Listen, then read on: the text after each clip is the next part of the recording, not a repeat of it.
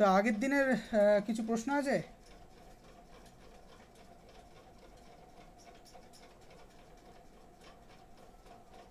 না দাদা। আচ্ছা, পড়া হচ্ছে থার্মোডাইনামিক্স? হ্যাঁ। আচ্ছা, আমার যতদূর মনে পড়ছে জিরোথ ল অবধি পড়িয়েছিলাম। হ্যাঁ, সেটাই আমি বলছিলাম তখন যে হুম।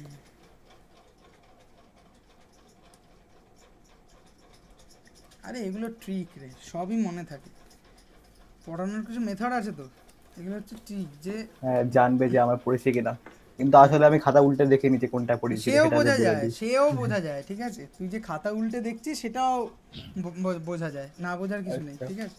তার কারণ হচ্ছে মানে যার এটা মাথায় থাকবে যে কতদূর কি সঙ্গে সঙ্গে বলে দেবে। পড়া হয়েছে, নট অনলি সঙ্গে সঙ্গে বলবে। এই যে তোরা বলছিস কোনো প্রশ্ন জাগেনি, এটা থেকেই বোঝা যায় যে পুরো জিনিসটা ভালো করে পড়া হয়নি, ঠিক আছে? হ্যাঁ, মানে একদম। একদম লিখে দেওয়া যায়। যে ভালো করে পড়বে তার সে প্রথমবার একটা জিনিস পড়ছে, বেশ খানিকটা জটিল জিনিস, তার কিছু প্রশ্ন জাগবে না, এটা অস্বাভাবিক একটা ব্যাপার, ঠিক আছে? সামান্য থেকে সামান্যতম প্রশ্ন হলেও সেটা জাগবে, ঠিক আছে? এবার এটাকে হতে পারে সে এতটাই ব্রিলিয়ান্ট যে তার প্রশ্ন জাগলে পরেও সে অন্য কোথাও থেকে ম্যানেজ করে নিচ্ছে, সেটা হতে পারে, কিন্তু কিন্তু আমরা নই তা, মানে আমি নই তা, হ্যাঁ হ্যাঁ সেটা আমি নই।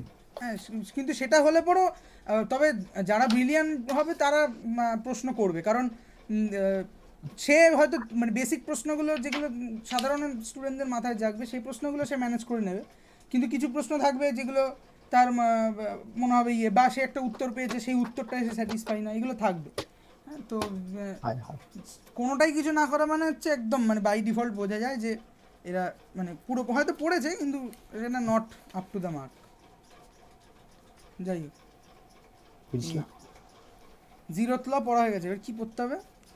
ফাসলা মনে হয়, ফার্স্ট লর আগে অনেক গল্প আছে বাবু। সেসবই মনে হয়, মানে ফার্স্ট গল্প। ফার্স্ট ল আগে এসব পড়ানো হয়ে গেছে। আচ্ছা, পড়াতে হবে হচ্ছে ইন্টারনাল এনার্জি, ঠিক আছে? ইন্টারনাল এনার্জির গল্প পড়াতে হবে। আচ্ছা, আগের দিন বলছিলাম ওই অন্তরীয় শক্তি, এটা ইন্টারনাল এনার্জি। বাংলায় কি লেখা আছে? তোমাকে আমি বলছিলাম না ইন্টারনাল, এই আন্তরীয় শক্তি সামথিং, আমি ভাবছিলাম ওটা পোটেনশিয়াল এনার্জি, তারপর তুমি বললে না, এটা ইন্টারনাল এনার্জি। পোটেনশিয়াল এনার্জি হচ্ছে স্থিতিশক্তি, হ্যাঁ, ঠিক আছে? বুঝেছি। পোটেনশিয়াল এনার্জি আর ইন্টারনাল এনার্জির মধ্যে ডিফারেন্স কি আমরা বলবো একটু পরে, ঠিক আছে? ঠিক তো আছে। হচ্ছে 93 পেজ, 93।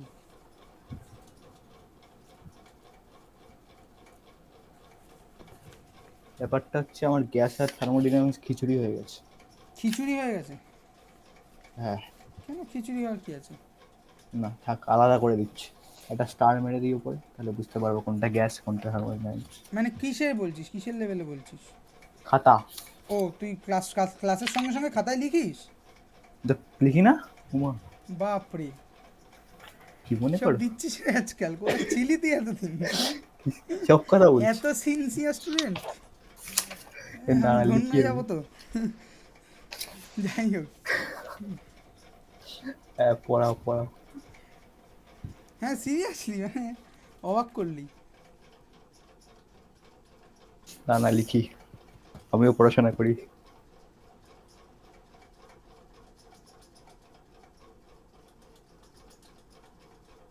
আচ্ছা, পড়বো হচ্ছে আমরা ইন্টারনাল এনার্জি। আমরা সিস্টেম সারাউন্ডিংস আরও যাবতীয় যা আছে এই সম্পর্কে অনেক জ্ঞান ট্যান জোগাড় করে নিয়েছি। এবার আস্তে আস্তে আমরা ফার্স্ট ল পড়তে যাব। তো ফার্স্ট ল পড়তে গেলে পড়ার আগেই যে প্রথম কোয়ান্টিটিটা আমাদের ফার্স্ট ল তে চোখে পড়বে সেই কোয়ান্টিটিটা আমাদেরকে আগে শিখতে হবে, সেটা হচ্ছে ইন্টারনাল এনার্জি, ঠিক আছে?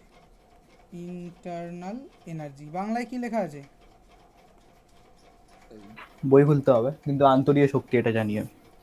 কার কাছে, সুতনুকার কাছে বই খোলা আছে? এক মিনিট, বই আছে। না দাদা। আচ্ছা,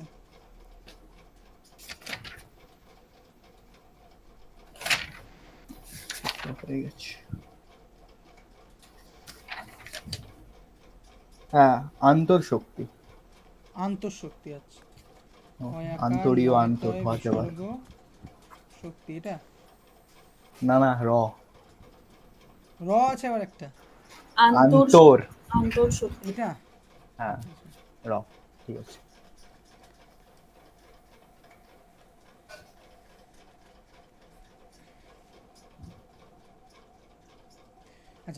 ইন্টারনাল এনার্জি বলার আগে আমরা কিছু এক্সপেরিমেন্ট নিয়ে কথা বলবো, সেটা হচ্ছে জুলস এক্সপেরিমেন্ট। তোদের বইতে এটা নেই, ঠিক আছে? তোদের বইতে একদম ডিরেক্টলি ইন্টারনাল এনার্জি কী তার গল্প বলে দেওয়া আছে, ঠিক আছে?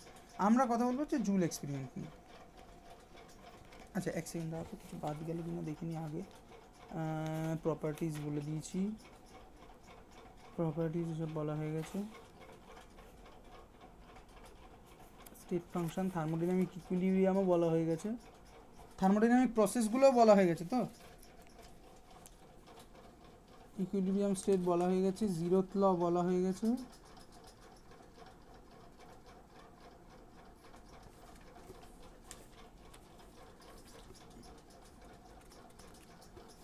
স্টেট ফাংশন, পাথ ফাংশন, এগুলো সব বলা হয়ে গেছে।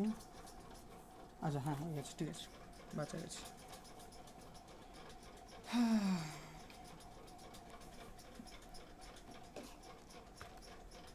আচ্ছা, জুলস এক্সপেরিমেন্ট কি?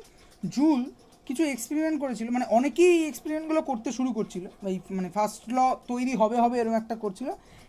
বহু লোক, যেমন ডেভি আছে তার মধ্যে, ঠিক আছে, অনেক লোক এরকম, হেলমোন্স আছে, হেলমোন্স একটা খুব ইম্পর্টেন্ট নাম। হ্যাঁ, এরা প্রত্যেকেই এই সমস্ত কাজকর্মগুলো করতে থাকছিল। তো জুল একটা খুব ইন্টারেস্টিং একটা এক্সপেরিমেন্ট করে। জুল যে এক্সপেরিমেন্টটা করে সেটা হচ্ছে বেসিক্যালি ও চেষ্টা করে একটা ডেফিনিট কোয়ান্টিটি অফ ওয়াটার, ঠিক আছে, ডেফিনিট কোয়ান্টিটি অফ ওয়াটার, মানে নির্দিষ্ট পরিমাণ জল, ঠিক আছে? সেই নির্দিষ্ট পরিমাণটা কত সেটাও আমরা দেখবো একটু পরে। নির্দিষ্ট পরিমাণ জল কি, জলের তাপমাত্রাকে ও বৃদ্ধি করতে চায়, ঠিক আছে, তাপমাত্রাকে 1 ডিগ্রি বৃদ্ধি করতে চায়। তার জন্য এক্সপেরিমেন্টটাতেও কী করে, ও একটা কোনো সামথিং একটা কন্টেনার নেয়, যে কন্টেনারটা হচ্ছে, যার ওয়ালটা হচ্ছে অ্যাডায়াবেটিক, এই ওয়ালটা হচ্ছে অ্যাডায়াবেটিক ওয়াল, অ্যাডায়াবেটিক ওয়াল। এইবার এইখানে ও করে কি, একটা পুরোটা জল ভর্তি করে নেয়, ঠিক আছে, জল নিয়ে নেয়, আর তার মধ্যে ও রেখে দেয় হচ্ছে একটা থার্মোমিটারকে। লেটস সে এটা হচ্ছে আমার একটা থার্মোমিটার।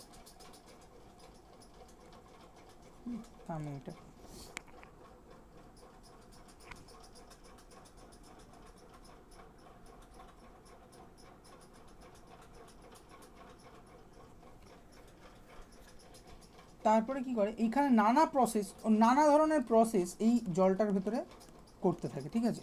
নেমলি মানে হচ্ছে একটা প্রসেস করা হচ্ছে, এখানে এর ভেতরে একটা সিস্টেম নেয়, সেই সিস্টেমে মানে এই ভেতরে একটা সিস্টেম রাখে, সোজা কথা। এবার এই সিস্টেমের ভেতরে ও অনেকগুলো কাজ করতে থাকে, সেই কাজগুলো আমরা একটু দেখি। এই সিস্টেমের ভেতরে ও করে কি, কখনো একটা গ্যাসকে এক্সপ্যানশন করে, কম্প্রেশন করে, এক্সপ্রেশন করলে তো ঠান্ডা হবে, কম্প্রেশন করে, ঠিক আছে। আমার উদ্দেশ্য কি, আমি এই জলটার টেম্পারেচার 1 ডিগ্রি ইনক্রিজ করতে চাই, তাই তো? ও কী করে, ও করে হচ্ছে একটা গ্যাস নিয়ে তার কম্প্রেশন করে। আচ্ছা, এখানে খেয়াল রাখার কথা, ওয়ালটা হচ্ছে অ্যাডায়াবেটিক, অর্থাৎ বাইরে থেকে কোনো হিট ঢুকবে না। যা হতে হবে, যদি 1 ডিগ্রি বা কোনো ডিগ্রি যদি টেম্পারেচার বাড়ে, তার বাড়বে হচ্ছে এই ভেতরের সিস্টেমটার জন্য, ঠিক আছে। তাহলে ও কী করে, ও বেসিক্যালি একটা গ্যাস নিয়ে সেই গ্যাসটাকে কম্প্রেশন করে, ঠিক আছে, কম্প্রেশন অফ সাম গ্যাস, ঠিক আছে, সাম গ্যাসেস, এইভাবে করে। তারপরে হচ্ছে ও কোনো একটা মেটালিক রড নিয়ে, দুটো মেটালিক রড বা একটা মেটালিক রড আর একটা প্লেট, ঠিক আছে, সে দুটোকে ঘষে, ঠিক আছে। তাহলে হচ্ছে basically 2 metallic rod or plate, সেগুলোকে রাব করে, ঘষে, প্লেটস আর রাবড। ঘর্ষণের ফলে তাপ উৎপন্ন হবে, বুঝতেই পারছিস, ঠিক আছে। বা সাম ইলেকট্রিক্যাল ওয়ার্ক করার ঘষে বলতে কোথায় ঘষে? এর ভেতরে তো একটা সিস্টেম রেখেছে, আমি যে বাক্স দিয়ে রেখেছি, এটা ধর একটা সিস্টেম, এই সিস্টেমেও বারবার নানা রকম কাজ করছে। একবার ওর ভেতরে একটা গ্যাস নিয়ে কম্প্রেশন করছে। আচ্ছা, এই যে ওয়ালটা আছে, এই ওয়ালটা হচ্ছে মানে সব হিট সব এদিক ওদিক যেতে পারে, ঠিক আছে, মানে এটা জলের ভেতরেই একটা অংশ, আমি জাস্ট মার্ক করে দেখিয়েছি। তো কখনো একটা গ্যাস নিয়ে কম্প্রেস করছে, কখনো দুটো মেটালিক রড বা প্লেট ঘষাঘষি করছে, কখনো সব ইলেকট্রিক্যাল ওয়ার্ক করছে, ঠিক আছে। ইলেকট্রিক্যাল ওয়ার্ক মানে কি, ভেতরে একটা সোজা বাংলায় বললে পরে এই অ্যাকোরিয়ামের ভেতরে যেমন হিটারগুলো থাকে না লম্বা লম্বা, ওরকম একটা হিটার ঢুকিয়ে দিচ্ছে, ঠিক আছে, ঢুকিয়ে ওখানে কারেন্ট পাঠাচ্ছে, তার ফলে গরম হচ্ছে, ঠিক আছে। এই সমস্ত নানা রকম কাজকর্ম সে করেছে। মূল উদ্দেশ্য হচ্ছে এই টেম্পারেচারটা যে বাড়ছে সেই টেম্পারেচারটা কী করে বাড়ছে কতটা বাড়ছে এবং তার জন্য কতটা হিট বা কতটা শক্তি দরকার হচ্ছে সেটাও হিসেব করবে। আচ্ছা, ও কী রেজাল্ট পায়, অবজারভেশন কী পায়? অবজারভেশন পায় হচ্ছে যে যখন ও গ্যাসটাকে কম্প্রেস করছিল, ঠিক আছে, সেখানেও দেখলো যে 1 ডিগ্রি টেম্পারেচার ইনক্রিজ করার জন্য 1 ডিগ্রি টেম্পারেচার ইনক্রিজ করতে চাইছে ও, তার জন্য ওর যে পরিমাণ ওয়ার্ক এর প্রয়োজন হলো, অর্থাৎ কম্প্রেশন ওয়ার্ক, গ্যাসকে কম্প্রেস করতে ওয়ার্ক দরকার হয়, ঠিক আছে, সেই যে কম্প্রেশন তৈরি হলো, কম্প্রেশনের জন্য যে ওয়ার্ক দরকার হলো সেটা হচ্ছে 795 ফিট পাউন্ড, হ্যাঁ, ফুট পাউন্ড। এটা আমি ওই এফপিএস পদ্ধতিতে করছি, এখানে 1 ডিগ্রি, ও কারণ ও অত প্রাচীন তো, 1800 কত সালে জানি এক্সপেরিমেন্টটা করেছিল, হচ্ছে 1843 থেকে 1848, এই 5 বছর ধরে করেছিল, ঠিক আছে, তার জন্য হচ্ছে 5 বছর ধরে একটা এক্সপেরিমেন্ট করেছে। একটা না, অনেকভাবে করেছে, ঠিক আছে, একটা এক্সপেরিমেন্ট সহজ নয় বাবু, সে তো একটা এক্সপেরিমেন্ট করা এত সহজ ব্যাপার নয়, এক্সপেরিমেন্টটাকে ডিজাইনও তো করতে হয়, মানে প্রথম কথা হচ্ছে এক্সপেরিমেন্ট ফেল হবে না সাকসেস হবে সেটা তো অনেক পরের কথা, তার আগে তুই এক্সপেরিমেন্টটাকে যেটা ভেবেছিস থিওরিটিক্যালি সেই স্টেজিংটা তো করতে হবে, সেই স্টেজিংটা এনে তারপরে তো তোকে সেটা নিয়ে করতে হবে, সেখানে নানা রকম খামতি থেকে যেতে পারে, ঠিক আছে, যে কোথাও কিছু ম্যাচ করছে না বা কিছু করছে না, অ্যাডিকুয়েট ইকুইপমেন্ট পাওয়া যাচ্ছে না, যাই হোক, যাই হয়েছে বা এবার যখন দুটো আয়রন ব্লককে ঘষছিল, ঘষে 1 ডিগ্রি ফারেনহাইট টেম্পারেচার ইনক্রিজ করতে চাইছিল, হ্যাঁ, তার জন্য ওর ওয়ার্কের প্রয়োজন হয়েছে 775 ওই ফুট পাউন্ড, আইবিএস, ঠিক আছে, এলবিএস, ওটা আই না, সরি, হ্যাঁ, এলবিএস পাউন্ডকে কেন এলবিএস বলে আমি নিজেও জানি না এখন, জানি না। 775 পাউন্ড। তারপরে ও কী করে, তারপরে হচ্ছে 1 ডিগ্রি ফারেনহাইট, হ্যাঁ, 1 ডিগ্রি ফারেনহাইট, 1 ডিগ্রি ফারেনহাইটকে ইনক্রিজ করছে বাই ইলেকট্রিক্যাল ওয়ার্ক, এটা হচ্ছে কম্প্রেশন ওয়ার্ক, এইটা ছিল হচ্ছে তোর ওই ঘর্ষণ, মানে ফ্রিকশনাল ওয়ার্ক বলতে পারি, এইটা গেল হচ্ছে ইলেকট্রিক্যাল ওয়ার্ক। অনেক কম্প্রেশনটা মাথায় ঢুকলো, ঢুকবে আপাতত এইটুকু বোঝ যে একটা গ্যাসকে পাম্প দিয়েছি সাইকেলের পাম্পারে, হ্যাঁ, পাম্প দেওয়ার পর কি এটা গরম হয়ে যায় না তলাটা, কোথা কার তলা, ওই পাম্পার যে, আরে এই হ্যান্ড পাম্পগুলোর কথা বলছি, ও হ্যাঁ হয়তো, এবার তুই বলবি যে ওই পিস্টনটা বারবার এদিক ওদিক না ওঠানামা ফ্রিকশন হচ্ছে, ফ্রিকশনের জন্য হচ্ছে, ঠিক আছে, আচ্ছা, হ্যাঁ। তাহলে ওই মোটা পাইপটা ধরতেই বলছি না, মানে যে পাইপটা ভেতরে পিস্টনটা ওঠানামা করছে সেটা ধরতেই বলছি না, আমি বলছি জাস্ট ওই পাইপটার যে রাইট অ্যাঙ্গেলে যে টিউবটা গিয়ে তোর সাইকেলের চাকায় যুক্ত হয়, ওই টিউবটার গোড়াটা ধরতে, সেটাও গরম হয় তো, ধরে দেখিস কখনো, সেটা গরম হয়, আমারই কালকে ফেটে গেছে, এত গরম হয়, মানে বহুদিন ধরে গরম হতে হতে ওর ভেতরে রাবারটা নরম হয়ে গেছে এবং কালকে ফেটে গেছে, ওটা চেঞ্জ করতে হবে, যাই হোক, তো ওটা গরম হয়, তো ওটা তাহলে ওখানে তো ঘর্ষণ নেই, পিস্টন তো যা করছিল ওই মেন পাইপে করছিল, তো একটা গ্যাসকে কম্প্রেস করলে পরে সে হিট এনার্জি রিলিজ করে, এর ঠিক উল্টোটা তুই আরও অনেক জায়গায় দেখতে পাবি, যেমন ধর কোনো বড় রান্না হচ্ছে এরকম জায়গায়, বিয়ে, অন্নপ্রাশন, শ্রাদ্ধ ইত্যাদিতে, দেখবি গ্যাসের সিলিন্ডারের তলদেশটায় ওই ঠান্ডা জলের বোতল ফ্রিজ থেকে বের করে রাখলে যে কনডেনসেশনটা দেখা যায়, সেরকম একটা ফেনোমেনা দেখা যায়, তার কারণ হচ্ছে ওখানে ঠান্ডা হয় বেসিক্যালি, ঠিক আছে, তার মানে ওখানে এক্সপ্যান্ড করছে, ঠান্ডা হয়, কম্প্রেস করলে গরম হবে। আচ্ছা, ইলেকট্রিক্যাল ওয়ার্কের ক্ষেত্রে ওর যে পরিমাণ ওয়ার্ক প্রয়োজন হচ্ছে সেটা হচ্ছে 883 ফুট পাউন্ড, ঠিক আছে, এরকম আরও অনেক রকমভাবে ও করে দেখেছে, দেখে ফাইনাল যে রেজাল্টটা পেয়েছে, সে যেভাবেই হোক না কেন ওই যে 1 ডিগ্রি টেম্পারেচারকেও ইনক্রিজ করছে, মোরাললেস একটা সেম অ্যামাউন্ট ওয়ার্কেরই ওর প্রয়োজন পড়ছে, দেখ 795, 775, 838, এরপরে যদি তুই ওই প্যাডেল হুইল মানে একটা পদ্ধতি হয়, সেই পদ্ধতিতে করলে পেয়েছিল 773, অর্থাৎ এইরকম একটা রেঞ্জের মধ্যেই থাকে। এবার এইটুকু প্যাডেল হুইল সাইকেলে চাকা ঘোরাচ্ছিল কাইন্ড অফ ওরকম, ঠিক আছে, যাই হোক, এটা ইঁদুরকে দিয়ে না, তাহলে ব্যাপারটা হচ্ছে যে ও এখান থেকে যেটা রিয়েলাইজ করতে পারলো যে আমি যেভাবেই 1 ডিগ্রি টেম্পারেচার সিস্টেমটা ইনক্রিজ করতে চাই না কেন, মোরাললেস আমার সেম অ্যামাউন্ট অফ ওয়ার্কই দরকার হচ্ছে, ঠিক আছে, তাহলে আমরা এইটুকু বুঝতে পারি যে এই যে একটা অ্যাডিয়াবেটিক কন্টেনার, তার বাইরে হিট ঢোকার কোনো জায়গা নেই, ঠিক আছে, কি হ্যাঁ। তার সঙ্গে কি যে আমি ডিফারেন্ট সাবস্টেন্স, ভেতরে জলের বদলে অন্য সাবস্টেন্স নিয়ে অন্য সায়েন্টিস্টরা করেছে, জুল করেনি, জুল জল দিয়েই করেছে, করে সেখানে সমস্ত কিছু করার পর ও দেখতে পেলো যে সেম অ্যামাউন্ট অফ ওয়ার্কই মোটামুটি লাগছে, সেম অ্যামাউন্ট অফ হিট বের করার জন্য। হিটটা এখানে কোথা থেকে বুঝছি, যে আমি সবকটা এক্সপেরিমেন্টের ক্ষেত্রে ভেতরে জল নিয়েছি, তাহলে জল নিয়েছি মানে সাবস্টেন্সটা সেম, তার মানে তার স্পেসিফিক হিট সেম, তার মানে আপেক্ষিক উষ্ণতা সেম, হ্যাঁ, আপেক্ষিক তাপ বলে বোধহয় নাকি, হ্যাঁ যাই হোক, তাপ বলে, হ্যাঁ হ্যাঁ। আপেক্ষিক তাপ সেম, তাহলে প্রত্যেকটা ক্ষেত্রে 1 ডিগ্রি ফারেনহাইট ইনক্রিজ করছে মানে সেম অ্যামাউন্ট অফ হিটই জেনারেট হচ্ছে। তাহলে সোজা কথা হচ্ছে যে ওয়ার্কের সাথে, এখান থেকে মেজর যে ইনফ্লুয়েন্সটা পাওয়া গেল যে ওয়ার্কের সঙ্গে হিটের একটা রিলেশন আছে, ঠিক আছে। রিলেশনটা কি? রিলেশনটা কি পরে আসছি, তাহলে এখান থেকে পাওয়া গেল ফর অ্যাডিয়াবেটিক সিস্টেম আমরা যেটা পেলাম যে equal amount of work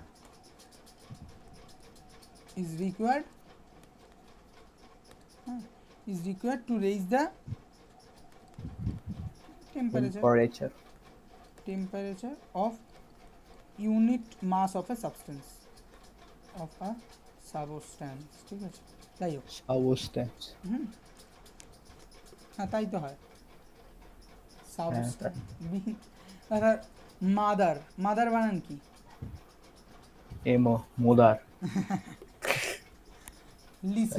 listen, system.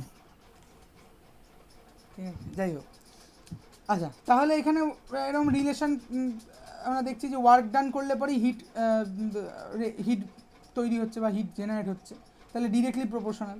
তাহলে এই প্রপোর্শনালিটিটাকে ভেঙে নিয়ে একটা জে বলে কনস্ট্যান্ট নিয়ে আসলাম।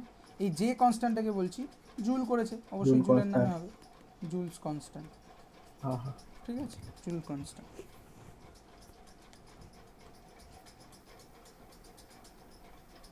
তাহলে এখান থেকে আমরা যেটা বলতে পারি যে মানে গিভেন অ্যামাউন্ট অফ একটা পার্টিকুলার অ্যামাউন্ট অফ ওয়ার্ক যদি আমি দিই, সেটার অরিজিন যা খুশি হোক না কেন, সেটা সবসময় সেম কোয়ান্টিটি অফ হিট তৈরি করবে, ঠিক আছে। এই যে স্টেটমেন্টটা, যে আমি যদি একটা যে কোনো অরিজিন থেকে আমি যদি একটা definite amount of work manage করতে পারি, তাহলে যেভাবেই সেই ওয়ার্কটা আসুক না কেন, সে একটা ডেফিনিট অ্যামাউন্ট অফ হিটই প্রত্যেকবার জেনারেট করবে। This is basically the oldest statement of the কী বলে ওটাকে, preliminary statement of first law, ঠিক আছে। হ্যাঁ, থার্মোডাইনামিক্সের ফার্স্ট ল এর প্রিলিমিনারি স্টেটমেন্ট। প্রিলিমিনারি বানান কি রে? আচ্ছা যাই হোক, প্রিলিমিনারি এভাবে বানান লিখলাম, ভুল হলে ভুল হবে, ঠিক আছে। Preliminary statement of first law. আচ্ছা, অ্যাকচুয়ালি জুল যেটা করেছিল সেটা হচ্ছে 14.5 ডিগ্রি সেলসিয়াস থেকে 15.5 ডিগ্রি সেলসিয়াস, এই 1 ডিগ্রি বৃদ্ধি করার জন্য ও টেম্পারেচারটা দিয়েছিল, এবং তারপর ফারেনহাইটে কনভার্ট করে নিয়েছে, এবং সেটা হচ্ছে 1 গ্রাম অফ ওয়াটারের জন্য। 1 গ্রাম, এটা কোথাও পড়া লাগছে, মানে কোথাও পড়েছি, হতে পারে, ঠিক আছে। আচ্ছা, তো এই এক্সপেরিমেন্টটা করে বেসিক্যালি যেটা পেয়েছিল যে আখেরে ওর যে পরিমাণ ওয়ার্ক লাগছে সেটা হচ্ছে 4.184 জুল, ঠিক আছে, 4.184 জুল, হ্যাঁ, এবং 1 ডিগ্রি ফারেনহাইট ইনক্রিজ করার জন্য, হ্যাঁ 1 ডিগ্রি ফারেনহাইট না, এটা আমরা সেলসিয়াসে ক্যালকুলেট করছি, ঠিক আছে। আচ্ছা, তাহলে বেসিক্যালি আমরা এই জুলের এক্সপেরিমেন্টটাই এবারে আমাদের মতো করে করছি, যে 1 অ্যাটমসফিয়ার প্রেসারে আমি একটা সিস্টেম নিয়েছি, সেখানে 1 ক্যালোরি হিট উৎপাদন করতে চাইছি। সেই 1 ক্যালোরি হিট উৎপাদন করতে গেলে আমার যে পরিমাণ ওয়ার্কের প্রয়োজন হচ্ছে সেটা হচ্ছে 4.184 জুল, ঠিক আছে। তাহলে আমি বলতে পারি 4.184 joule is equal to some J. আচ্ছা, এই জে আর এই জে কিন্তু আলাদা, এটা হচ্ছে ইউনিট আর এটা হচ্ছে জে কনস্ট্যান্ট, ঠিক আছে। হ্যাঁ, সাম জুল, মাথায় আমি সি লিখে দিলাম, কনস্ট্যান্ট এটা, হ্যাঁ, জে ইন্টু কত পরিমাণ হিট তৈরি হচ্ছে 1 ক্যালোরি, অর আমি এখান থেকে বের করতে পারি জুলের কনস্ট্যান্ট যেটা, সেটা equal to 4.184 joule calorie inverse, ঠিক আছে।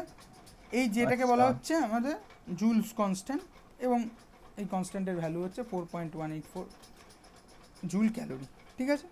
আচ্ছা, এইবার একটা মজার ঘটনা ঘটে গেল তোদের অজান্তেই, আমরা সেই ঘটনাটার দিকে এবার দিকপাত করি।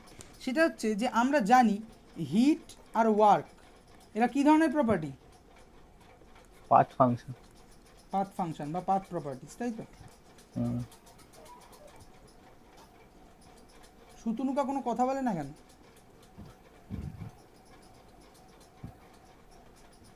ইন্টারাকশন না করলে পড়াশোনা হয় না ঠিক করে। কিন্তু আমরা দেখতে পাচ্ছি এই সমস্ত করার ফলে আমি ওয়ার্ক জেনারেট করছি, তার ফলে ওয়ার্ক দিচ্ছি বাইরে থেকে, তার জন্য হিট জেনারেট হচ্ছে, এবং তার ফলে সিস্টেমের কী বাড়ছে? টেম্পারেচার। ঠিক আছে, সরি, টেম্পারেচার বাড়ছে। টেম্পারেচার কী ধরনের প্রপার্টি? ওই কি বলে এটাকে আমি স্টেট পাথ প্রপার্টি। এটা পাথ প্রপার্টি, এই সরি ভুল বললাম, স্টেট প্রপার্টি। স্টেট প্রপার্টি, হ্যাঁ হ্যাঁ, সাউন্ডটা বাড়াতে কি না হয় আমরা জিনিস ঢুকে গেছে। স্টেট প্রপার্টি, ঠিক আছে, স্টেট প্রপার্টি।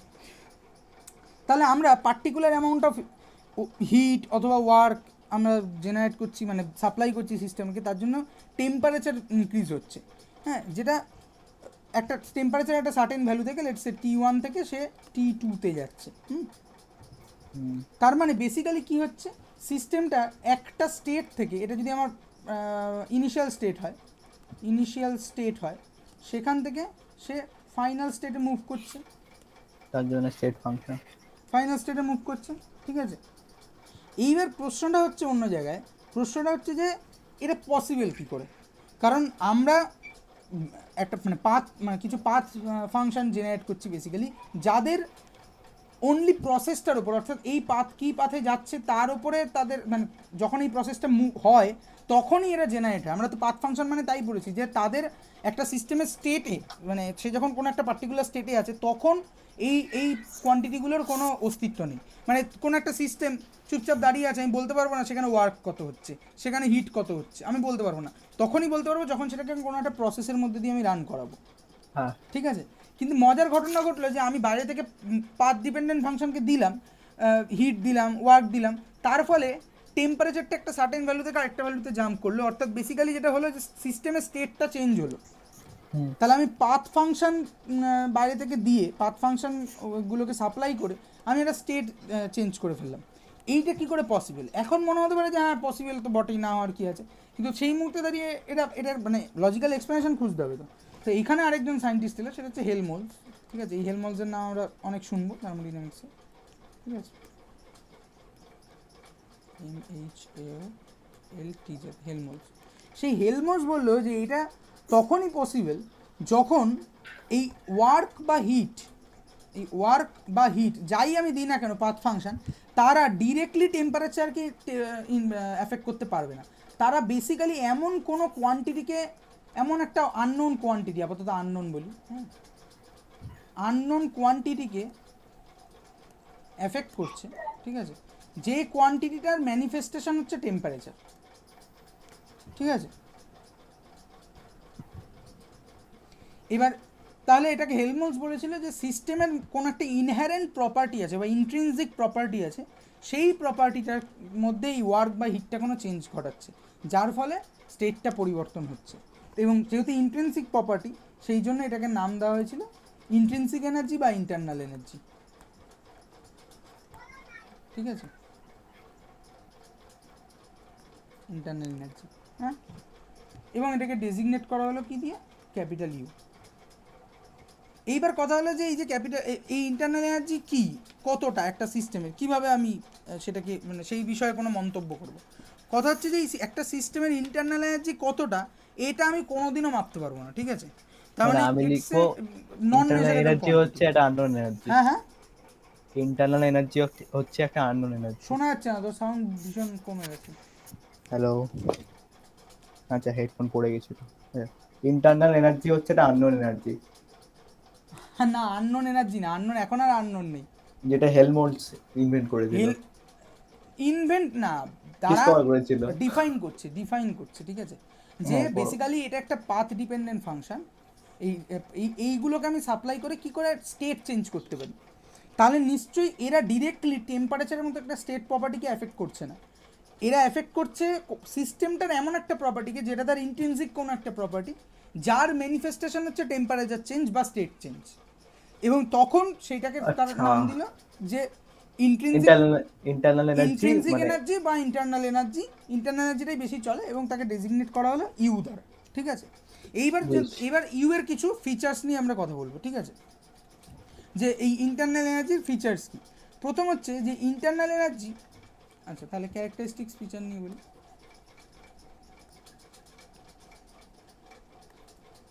সাম বোঝা যাচ্ছে তো? হ্যাঁ থার্মোডিনামিক্সটা ঠিক ঠিক করে বুঝে নিলে পরে দেখবি 12-এ, আর যদি অর্গানিকটা শিখতে পারিস ব্যাস 12-এ জল ভাত। অর্গানিক পড়াবে না, সব পড়াবো, সেই কবে পড়িয়েছো? সব পড়াবো, সব পড়াবো। হ্যাঁ, তুই পরীক্ষার আমার আগে পড়াশোনা- ওই বাংলা ইংলিশ পরীক্ষার পর অনেক দিন সময় আছে, ওখানে পড়িয়ে দিই। তোর তো 7ই মে পরীক্ষা। হ্যাঁ, ও হাতই না, মেয়ে ওটা অনুপমা, সরি। সব বলছো, হার্ট অ্যাটাক দিচ্ছ। কবে জানো তো? 16 তারিখ, তাই তো?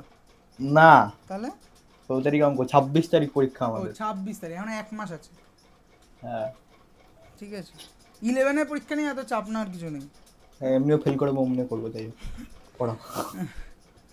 11-এর পরীক্ষা, 11-এর জিনিসগুলো শেখাটা হচ্ছে দরকারি, ঠিক আছে, হ্যাঁ, যাতে 12-এ গিয়ে ঠিক করে। ও বাই দ্য ওয়ে, তোরা ইয়ের প্র্যাকটিক্যালের ক্লাসটা কবে করবি বল তো? আজকে আমাকে অনুপমা আগের দিন বললো যে জানাতে। আমি তো ফাঁকা, মানে সুতনুকা কবে করবে? যদি পড়া না থাকে। দাদা প্র্যাকটিক্যালের ক্লাস মানে? প্র্যাকটিক্যালের ক্লাস মানে তোমাদের সল্ট অ্যানালিসিস আছে তো, কোয়ালিটেটিভ অ্যানালিসিস অফ ইনঅর্গানিক হ্যাঁ। সল্ট। হ্যাঁ, হ্যাঁ, এটা করিয়েছে স্কুলে ভালো করে? না আমাদের তো বলেছে শুধু একটা কিছু একটা সল্ট বলেছিল, ওটা থেকে অ্যানালাইসিস গুলো লিখে আনতে বলেছিল শুধু। তার মানে কোনো রিয়েলাইজেশন কিছু দেয়নি, ঠিক আছে। তো ওই আমাকে অরিজিৎ এবং আমার আরেকটি স্টুডেন্ট যে ক্লাস 12-এর আছে, ওরা বলেছিল যে প্র্যাকটিক্যালের এই ক্লাস 12-এও এই অ্যানালিসিসটাই আছে, ঠিক আছে। তো সেটা কিন্তু ওটা তো রেডক্স দিয়ে করতে হবে, কি একই একই রকম ভাবে করতে হয়। ক্লাস 12-এ যা ক্লাস 11-12-এ একই জিনিস আছে এটা, ও, ঠিক আছে। আমি মানে হয়তো অ্যাপ্রোচ আলাদা। কোনো অ্যাপ্রোচ হয়তো। আলাদা না, একই অ্যাপ্রোচ। তোকে একটা সল্ট দেবে, হ্যাঁ, হ্যাঁ, তার দুটো আয়নকে আইডেন্টিফাই করতে হবে। এর সঙ্গে ধর- 12-এ আরেকটা জিনিস জোরে, সেটা হচ্ছে ওই বেসিক, মানে এই qualitative analysis of inorganic salt আছে তো, সঙ্গে 12-এ একটা জিনিস জোরে, সেটা হচ্ছে qualitative analysis of some organic compounds, ঠিক আছে। কিছু সহজ সহজ অর্গানিক কম্পাউন্ডের থাকে। আচ্ছা ধরো পরীক্ষায় আমি সল্টটা দেখে বুঝে গেলাম এটা এই সল্ট, হুম, তাহলে আমি লিখে পরীক্ষা দিবি। না করে লিখে দিতে পারি? হ্যাঁ, লিখেই দিতে পারিস। রিস্কটা তোর থাকবে যে তুই যদি সত্যি বুঝতে পারিস, ঠিক আছে। হ্যাঁ, বুঝতে পারবো। হ্যাঁ, মানে নীলটা পারবি। যদি পরে কপার সালফেট হবে একটুখানি, সাদাগুলো পড়লে বুঝতে পারবো না। ম্যাগনেসিয়াম হতে পারে, ক্যালসিয়াম হতে পারে, যাই আচ্ছা, না। হ্যাঁ, তোদের স্কুলের লেভেলে বোঝা যায়, তার কারণ হচ্ছে হ্যাঁ। ওই নীল মানে কপার সালফেটই দেবে। হ্যাঁ, ওটাই দেবে, একটাই আছে নীল। হ্যাঁ, আর আর পাশে যদি বাদামি টাদামি পড়ে ওগুলো ফেরিক হয়ে যাবে। তারপরে আর কি দেবে? আর সাদা পড়লে চাপ আছে, সাদা পড়লে লেড হতে পারে, ম্যাগনেসিয়াম হতে পারে, ক্যালসিয়াম হতে পারে। সাদা পড়লে সবসময় চাপ, ঠিক আছে। ভাগ্যের উপর ডিপেন্ড। আচ্ছা, কষ্ট যাই হোক, পড়ো। কপার নাইট্রেটের কালার কি? এই কপার নাইট্রেটের স্টেট কি? Physical state solid? Copper nitrate জানি না, কপার সালফেট জানতাম। ওই জন্য তো তোকে জিজ্ঞেস করছি, তুই যে বললি এত কনফিডেন্ট। জানি না, কপার সালফেট জানি। দাঁড়া বলে দিচ্ছি। হেক্সাহাইড্রেট না, লিকুইড ইয়েতেই সলভেট স্টেটেই থাকে সাধারণত। মানে নুন। না, সলিড স্টেটও আইসোলেট করা যায়। তোদের ল্যাবে আচ্ছা। আছে কিনা জানি না। কপার নাইট্রেট দিলে কি করবি? ওটাও তো পুরো কপার সালফেটের সঙ্গে সেম কালার। আর বলেছে দেবে না, কারণ মানে যেগুলো যেগুলো শিখিয়েছে দু একটা সে তো সেগুলোই দেবে। বুঝলাম, টিচাররা ফাঁকি দিয়েছে সারা বছর, কি করা যাবে আর। হ্যাঁ, আমাদেরও ফাঁকি দেওয়াতে হবে, মানে যাই হোক। শিখালে পরে তো আমাদের সময় যেমন আমরা ভালো করে শিখেছিলাম, তখন আমরা আমাদেরকে তোমাদের সময় দেবাশিস স্যার ছিল, হ্যাঁ। আমি তো নেই। তাও তো এই স্যারটা তাও একটু বোঝায় আগের থেকে। যাই হোক। না, আমি এই রোগটা, মানে এটা রোগই বলছি আমি, মানে থ্রু আউট দ্য, মানে ইরেসপেক্টিভ অফ স্কুল আমি দেখলাম এই এই সেম রোগ কোথাও প্র্যাকটিক্যালটা ঠিক করে করায় না। মানে ওই আমাদের সময়টা যেমন পেছনে বলতে একটা দুটো স্কুল থাকবে সারা রাজ্যে, খুব বেশি হলে সারা রাজ্যে 10টা স্কুল পাওয়া যাবে যেখানে প্র্যাকটিক্যালটা ঠিক করে করানো হয়, মানে মেথডিক্যালি করানো হয়, মানে অ্যাজ সিরিয়াস অ্যাজ থিওরিটিক্যাল যেরকম পড়ানো হয় সেরকম। আমি বড় বড় স্কুলেও দেখেছি, ঠিক আছে, আমার বন্ধু বান্ধবীরা তারা সব ওই কী যেন স্কুলটার নাম, ওই ইয়েতে বাগবাজারে মেয়েদের হবে কিছু একটা। নিবেদিতা, ঠিক আছে, ও হ্যাঁ নিবেদিতার লোকজনকে দেখেছি, খালসা মডেলের লোকজনকে দেখেছি, একই রোগ। মানে আমি জানি না এরা কেন এটা করে, যে এখন না হয়তো ওদের গ্রুপটায় বলবি যে কোভিড হয়েছে এই হয়েছে না, কিন্তু সব জায়গায় দেখেছি প্র্যাকটিক্যালের প্রতি একটা চূড়ান্ত অনীহা, মানে শেখাবো না ঠিক করে, ওই ধরি মাছ নাচুই বানিয়ে এরকম একটা করে যা হোক হলো। কিন্তু ওটাই শেখানোর জায়গা আর কি, ঠিক করে যে প্র্যাকটিক্যাল ঠিক করে শেখে সে, মানে প্র্যাকটিক্যাল ঠিক করে রিয়ালাইজ করে সে পুরো কেমিস্ট্রিটাই হাতে গ্রিপে রাখতে পারে, কারণ থিওরি যার গ্রিপে নেই সে প্র্যাকটিক্যাল কিছু বুঝতে পারবে না না নিজে থেকে। ফলে যে প্র্যাকটিক্যাল ভালো করতে পারে দ্যাট ইজ দ্য ইন্ডিকেশন যে সে থিওরিটাও খুব ভালো বোঝে। ঠিক ঠিক। যাই হোক, তো সাম ক্যারেক্টারিস্টিকের মধ্যে প্রথম ক্যারেক্টার হচ্ছে যে ইন্টারনাল এনার্জি হচ্ছে বেসিক্যালি যে টোটাল এনার্জি অফ, বা ইন্টারনাল এনার্জি এটা রিপ্রেজেন্ট করে total energy of a system, total energy of a system. এই কথাটার মানে কি, এই টোটাল এনার্জি মানে কি, দেখ এখানেই তুই বুঝতে পারবি যে ইন্টারনাল এনার্জি আর পোটেনশিয়াল এনার্জির মধ্যে পার্থক্য কী। ইন্টারনাল এনার্জি বেসিক্যালি রিপ্রেজেন্ট করে all types of kinetic energy, all source from kinetic energy, আর মানে কাইনেটিক এনার্জি একটা টাইপেরই হয়, আমি মানে না অনেক টাইপেরই হতে পারে, all type of kinetic energy, all source যেখান থেকে কাইনেটিক এনার্জি আসতে পারে, এবং all type of potential energy, ঠিক আছে। এই দুটো মিলিয়ে হচ্ছে তোর ইন্টারনাল এনার্জি। এবার এখানে আবার গল্প আছে, এই যে অল টাইপস বলছি তার মানে এরা জেনারেট করছে কী করে, এটা জেনারেট করছে ডিগ্রিজ অফ ফ্রিডম কথাটার সঙ্গে। অরিজিৎ হয়তো একটু একটু পরিচিত হতে পারিস, আমি জানি না সুতনুকা কতটা পরিচিত। তো ডিগ্রিজ অফ ফ্রিডম, নানা রকম ডিগ্রিজ অফ ফ্রিডম আছে, সেই ডিগ্রিজ অফ ফ্রিডম অনুযায়ী প্রত্যেকটা জায়গাতেই kinetic energy potential energy exist করতে পারে। উদাহরণস্বরূপ আমি অত জটিল কথা বলছি না, সোজা কথা বলছি, সেটা হচ্ছে যে মোশন, মলিকুলার মোশন বা সাবঅ্যাটমিক মোশন অনেক ধরনের হতে পারে, ঠিক আছে, অনেক ধরনের হতে পারে। এই প্রত্যেকটা মোশনেরই অনেকগুলো করে আবার ডিগ্রিজ অফ ফ্রিডম থাকে। যাই হোক সেসব জটিল বলে লাভ নেই। তার মধ্যে খুব কমনলি মানে 3 ধরনের মোশন আমরা ইউজ করি, সেটা হচ্ছে ট্রান্সলেশনাল, অর্থাৎ কোন একটা সিস্টেম এই পয়েন্ট থেকে এই একটা মানে কোঅর্ডিনেট সিস্টেমের এই একটা পয়েন্ট থেকে আরেকটা এই পয়েন্টে যাবে, ট্রান্সলেট করবে বেসিক্যালি। রোটেশনাল, এটা তুমি কালকে রাতে লিখালে না? হ্যাঁ লিখালাম, যখন দরকার পড়বে তখনই তো সবটা বলতে হবে, আবার সেই কমপ্লিটনেস। রোটেশনাল, আরেকটা হচ্ছে ভাইব্রেশনাল, ঠিক আছে। হ্যাঁ, তো রোটেশনাল মানে হচ্ছে একটা মলিকুল যদি একটা মলিকুল হয় সে কোনো একটা অ্যাক্সিসের রেসপেক্টে রোটেট করবে। ভাইব্রেশনাল হচ্ছে সে কোনো একটা পজিশনের রেসপেক্টে ভাইব্রেট করবে, ঠিক আছে। তো এরকম নানা ধরনের মোশন হতে পারে, প্রত্যেকের সঙ্গেই অ্যাসোসিয়েটেড কাইনেটিক এনার্জি থাকবে, পোটেনশিয়াল এনার্জি থাকবে। তাহলে এই সমস্ত সোর্সের কিউমুলেটিভ যে কাইনেটিক এনার্জি এবং পোটেনশিয়াল এনার্জি, সেইটাই হচ্ছে একটা সিস্টেমের ইন্টারনাল এনার্জি। এখানে আরেকটা খুব গুরুত্বপূর্ণ কথা হচ্ছে যে আমরা কখনো, তাহলে এনার্জি যেহেতু ইন্টারনাল এনার্জির ইউনিট হচ্ছে এনার্জি বা ওয়ার্কের যে ইউনিট তার সঙ্গে সেম হবে, আর্গ, জুল ইত্যাদি প্রভৃতি। কিন্তু এখানে ইম্পর্টেন্ট ব্যাপার হচ্ছে ইন্টারনাল এনার্জি হচ্ছে নন মেজারেবল কোয়ান্টিটি, নন মেজারেবল কোয়ান্টিটি। কেন বলছি, দুটো যোগ করে দিলেই তো হয়ে যায়। কী করে পাবি তুই কোনটার কতটা কন্ট্রিবিউশন? ও ঠিক আছে, ফলে একটা সিস্টেমের ওদেরকে মেজার করা যায় না, মানে কাইনেটিক এনার্জি বা পোটেনশিয়াল এনার্জি ইন্টারফেয়ার করবে অনেক, মানে ওই সাবঅ্যাটমিক ওয়ার্ল্ডে ঢুকলে পরেই তো হাইজেনবার্গ আনসার্টেনিটি প্রিন্সিপাল লাগু হয়। তুই যা দেখতে চাইবি সেইটুকু অঞ্চল তুই দেখতে পাবি। তুই ভাইব্রেশন এনার্জিকে যখন মেজার করবি তখন রোটেশনালকে হয়তো তোকে কম্প্রোমাইজ করতে হবে, ট্রান্সলেশনকে কম্প্রোমাইজ করতে হবে। ছিল একটা ভরবেগ আর একটা ভরবেগ আর পজিশন, ঠিক আছে না, সেটা তো একদম আমি বলছি। আর তার থেকেও বড় গুরুত্বপূর্ণ তোর কথা হচ্ছে যে এর এতগুলো ডিগ্রিজ অফ ফ্রিডম, মানে আমি সিম্পল একটা মলিকুল বলছি কার্বন ডাই অক্সাইড, তার বোধহয় 6খানা ভাইব্রেশনাল মোড আছে, মানে 6টা different vibrational degrees of freedom আছে। তাহলে এতগুলো ভাইব্রেশনাল মোডকে তুই কী করে ইয়েতে আনবি অ্যাট এ টাইম? তারপর রোটেশনাল আছে, ট্রান্সলেশনাল আছে, ইলেকট্রনিক আছে, এই সমস্তগুলোকে তুই কী করে অ্যাড করবি? ফলে একটা সিস্টেমের কোনো একটা পার্টিকুলার টাইমে তার এক্স্যাক্ট ইন্টারনাল এনার্জি কত, it's a non measurable quantity, আমরা মেজার করতে পারি না, ঠিক আছে। আচ্ছা, ইন্টারনাল এনার্জি হচ্ছে directly proportional to number of moles, ঠিক আছে? তার মানে এটা কী ধরনের ইয়ে বলতো প্রপার্টি? নাম্বার অফ মোলস কি যেন বলা লাগে, এক্সটেন্সিভ। Extensive property. সুতনুকা শুনতে পাচ্ছে? অনেকক্ষণ ধরে কোনো আওয়াজ নেই।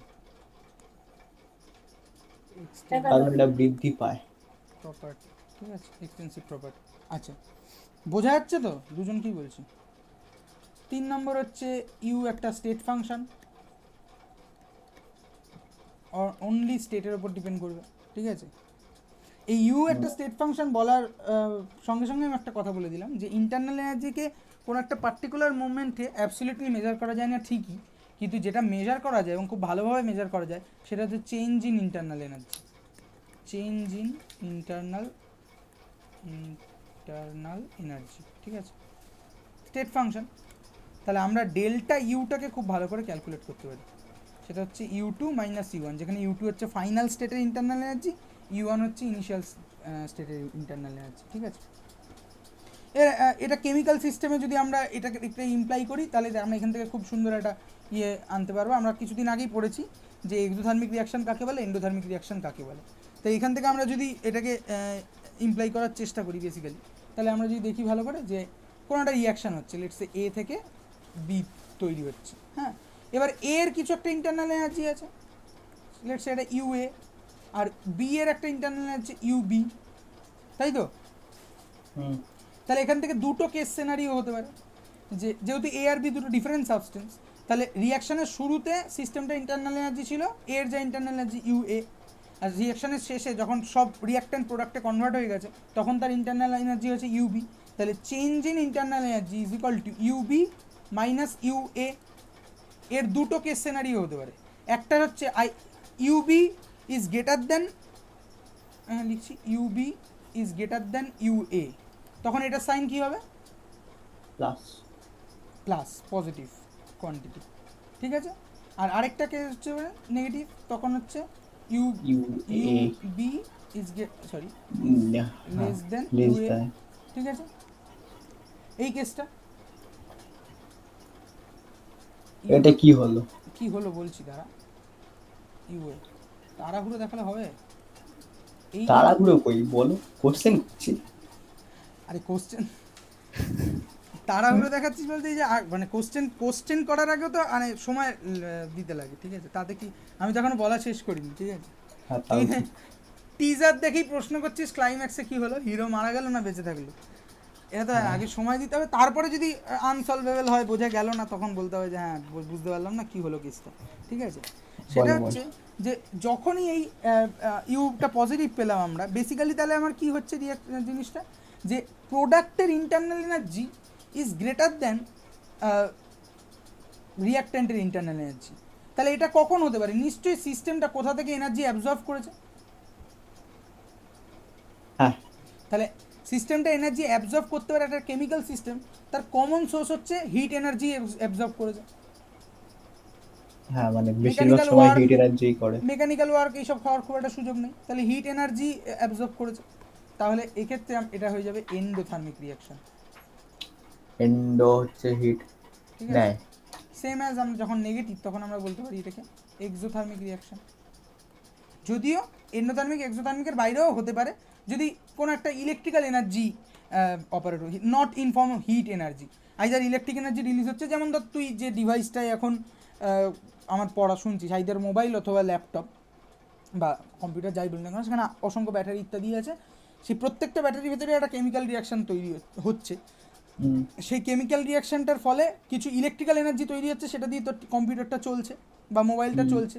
তাহলে এক্ষেত্রে তো হিট এনার্জি ইভলভ হচ্ছে না, হচ্ছে ইলেকট্রিক্যাল এনার্জি। হ্যাঁ, নিশ্চিতভাবে হিট এনার্জি ইভলভ হয়, পুরোপুরি সব একেবারে মানে এরকম কোনো জিনিস হয়, আমি সেটাকে বাদ দিয়ে বলছি। তার মানে কোনো একটা সিস্টেমের ইন্টারনাল এনার্জি ইনক্রিজ করছে বা ডিক্রিজ করছে, তার মানে পুরো ম্যানিফেস্টেশনটাই যে আমার হিট এনার্জির ফর্মে হবে সেটা তো নয়। তাহলে এই ইন্টারনাল এনার্জির টার্মে আমরা সবসময় বলতে পারবো না সেটা এন্ডোথার্মিক না এক্সোথার্মিক কিনা, এর জন্য আমাকে সাহায্য নিতে হবে এনথালপির, কিন্তু এনথালপি আমরা এখনও শিখিনি, আমরা শিখবো পরে, ঠিক আছে? আচ্ছা, তাহলে বোঝা গেল ক্যারেক্টারিস্টিক ফিচার। এনথ্যালপি বলতে কিসের এনথ্যালপি? আসছি, দেরি আছে এনথ্যালপি আগে। আগে তুই এখনো ইউ বুঝলি না। এনথ্যালপির ফর্ম হচ্ছে ইউ প্লাস, মানে আমি লেখার জন্য লিখছি, বুঝতে পারবি কেন লিখছি, দেখ পিভি, ঠিক আছে। এবার তুই এখনো সবাই ইউটাকে বোঝা শুরু করেছিস, এরপরে তোকে এই প্রেসার ভলিউম মেকানিক্যাল ওয়ার্ক সম্পর্কে বুঝতে হবে, তারপর তাদের যোগ করে এটাও কোথাও চেনা চেনা লাগছে। আরে চেনা চেনা লাগবে, থার্মোডাইনামিক্স কোথাও দেখেছিস বা কিছু করেছিস, বা আমি হয়তো পড়াতে গিয়ে বলেছি এনথ্যালপি, হ্যাঁ, অন্য কিছু পড়াতে গিয়ে। নানা রাজ্যের জিনিসপত্র তো বলে বেড়াই। ওটার মধ্যে এনথ্যালপি কোনটা? এনথ্যালপি হচ্ছে এইচ, ও ঠিক আছে, পরে বুঝবো, আগে এটা ইউ হচ্ছে বুঝি। এনথ্যালপি, ঠিক আছে। হ্যাঁ, এইটা হচ্ছে ইন্টারনাল এনার্জি, আর এইটা হচ্ছে মেকানিক্যাল ওয়ার্ক। এবার তুই সবে ইন্টারনাল এনার্জিটাকে রিয়েলাইজ করলি, এরপর তোকে মেকানিক্যাল ওয়ার্ক রিয়েলাইজ করতে হবে, তারপরে তুই এনথালপি সম্পর্কে ধারণা পাবি, সেটা after first law. First law আগে আমরা শিখে নেবো, তারপরে এবার দেখি তোর বই থেকে কিছু বাদ গেল কিনা। পড়ানো এনথালপি, না না না বাদ যায়নি। অরিজিনটাও বলেছি কোথা থেকে আসছে। আচ্ছা, হয়ে গেছে, কেমিক্যাল রিয়াকশন বলে দিয়েছি। এইবার আমাদেরকে বলতে হবে হচ্ছে হিট ওয়ার্ক, ঠিক আছে। Heat and work in thermodynamics. thermodynamics। তারপরেই আমরা বলতে পারবো হচ্ছে ফার্স্ট ল। আচ্ছা, প্রেসার ভলিউম ওয়ার্ক আছে, হ্যাঁ ওটাই হচ্ছে পিভি ওয়ার্ক। ওটাই বললাম না, ওই সব পিভিটা। সিস্টেমে চলবে, মানে আগে কোনটা আগে বললাম এইটা, আর আমি যদি সেই অর্ডারটা নষ্টও করি, মানে জেনারেলি আমি যেমন আগে কি যেন আগের দিন তুই বললি, তুই নাকি তুই তো বললি বোধহয় যে বইতে আগে, ইকুইলিব্রিয়াম আগে ছিল। হ্যাঁ আগে ছিল ইয়েতে, কিন্তু আশা করি বুঝতে পেরেছিস কেন ইকুইলিব্রিয়ামটা পরে পড়ানো হয়েছে। হ্যাঁ, যাই হোক, কোথায় আছিস? কিন্তু ফার্স্ট লটা কোথায়? ও 74। এখানে। দাঁড়া page। দাঁড়া দাঁড়া, আবার ব্যস্ত হচ্ছিস। না না, বইতে দেখছি। ও। হ্যাঁ, আগে তোর বইতে যেটা 1.5 পাতা আছে, আমি সেটা 4 পাতা করে পড়াচ্ছি, ঠিক আছে, ফলে তো সময় একটু বুঝতেই লাগবে বাবা। পারছি, গ্যাসে যা করলে। হ্যাঁ বাহ। গ্যাসে 7 পাতা পড়েছি আমরা 2 ঘন্টা 4 মিনিট ধরে।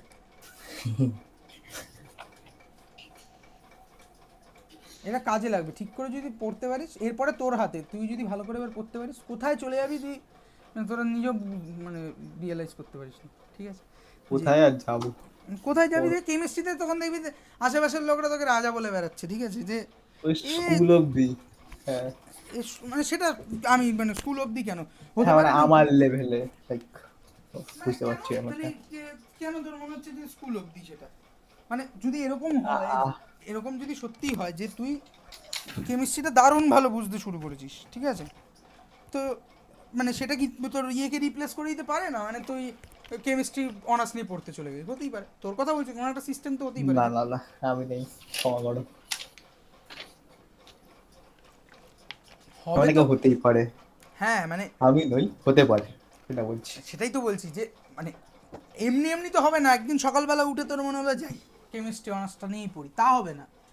তুই আস্তে আস্তে আস্তে আস্তে কেমিস্ট্রিতে গ্রিপ করতে থাকবি, এবং যত হ্যাঁ, গ্রিপ করতে থাকবি তত সে দেখবি তো যে আমি বলবো 10-এর থেকে আমি 11-এ উঠে অনেক গ্রিপ করেছি, মানে কেমিস্ট্রির না সিটে অন্তত পড়েই, বুঝতে পেরেছি। হ্যাঁ, নিজে না পড়েই। 10 অব্দি কিছুই পড়িনি, যাই হোক। 11-12-11এও কি পড়েছিস এখন অবধি? 10 এখন অব্দি তাও আমি এই লাস্ট জানতাম লাস্ট নিউক্লিয়াস থাকে আর ইলেকট্রন ঘোরে গুল গুল গুল গুল করে। লাস্ট দেড় দু মাস ধরে আমি দেখছি যে একটু পড়াশোনার দিকে ফিরেছিস তুই। কি আমি? না, একদমই না। হ্যাঁ মানে ওই একটু আর কি। ওই একটু পড়তে হবে, পাস করতে হবে, তাই হ্যাঁ, যাই হোক। আচ্ছা, এবার পড়ছিলাম heat and work. Work done, আমরা ওয়ার্ক ডান সম্পর্কে কথা বলবো, ঠিক আছে। ওয়ার্ক জেনারেল কনসেপ্ট, এগুলো এত ভালো করে শেখানো যায়। তোদের এই পুচকি পুচকি ক্লাস 1.5 ঘন্টা 2 ঘন্টা এরকম না, ক্লাস হবে 4.5 ঘন্টা 5 ঘন্টা, একদম বেশ কিছু ছেলেপুলে নিয়ে বসা হবে, পড়াও না, আমার অসুবিধা নেই। ঠিক আছে। এখন ক্লাস হবে একদম একদিনে ফার্স্ট ল শেষ হবে, ঠিক আছে। মাঝখানে ব্রেক দেবে না? হ্যাঁ সে মাঝখানে break 4 হবে। ঘন্টা কি করে বসবো এক জায়গায়? হ্যাঁ ব্রেক হবে মাঝ ঘন্টা, ওই সব গল্প শোনাস না 4 ঘন্টা কি করে বসবো। আমরা হ্যাঁ, নবর কাছে বুঝতে যখন পারলাম। পড়তাম তোর 6-7 ঘন্টা পড়তাম, প্রথম 4 ঘন্টা পর ব্রেক হতো চা খাওয়ার, তারপরে আবার 3 ঘন্টা পরে বাড়ি আসতাম, ঠিক আছে। ধর সকাল তুমি নবর কাছে পড়তে তখন তুমি সেকেন্ড ইয়ারে পড়তে।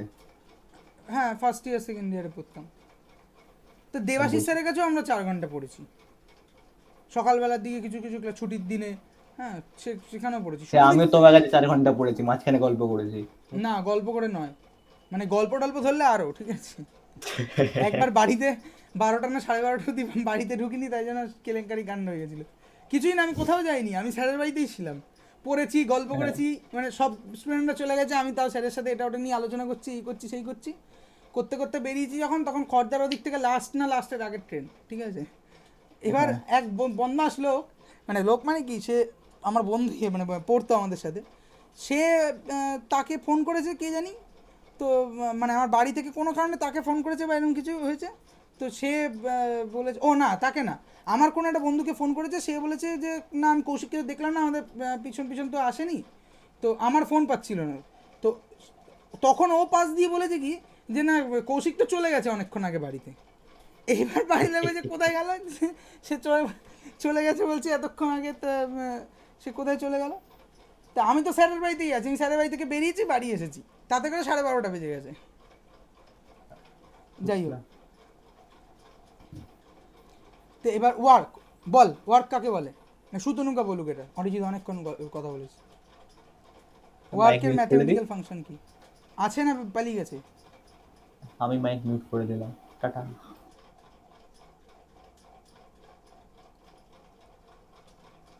কোথায় সুতনুকা? ওরও তো মাইক মিউট। এই অনলাইন ক্লাসে কিছু বোঝা যায় না, কেউ আছে না নেই।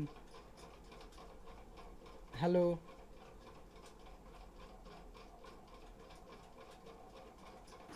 হ্যাঁ হ্যাঁ ওয়ার্কের ম্যাথমেটিক্যাল ফর্ম কি?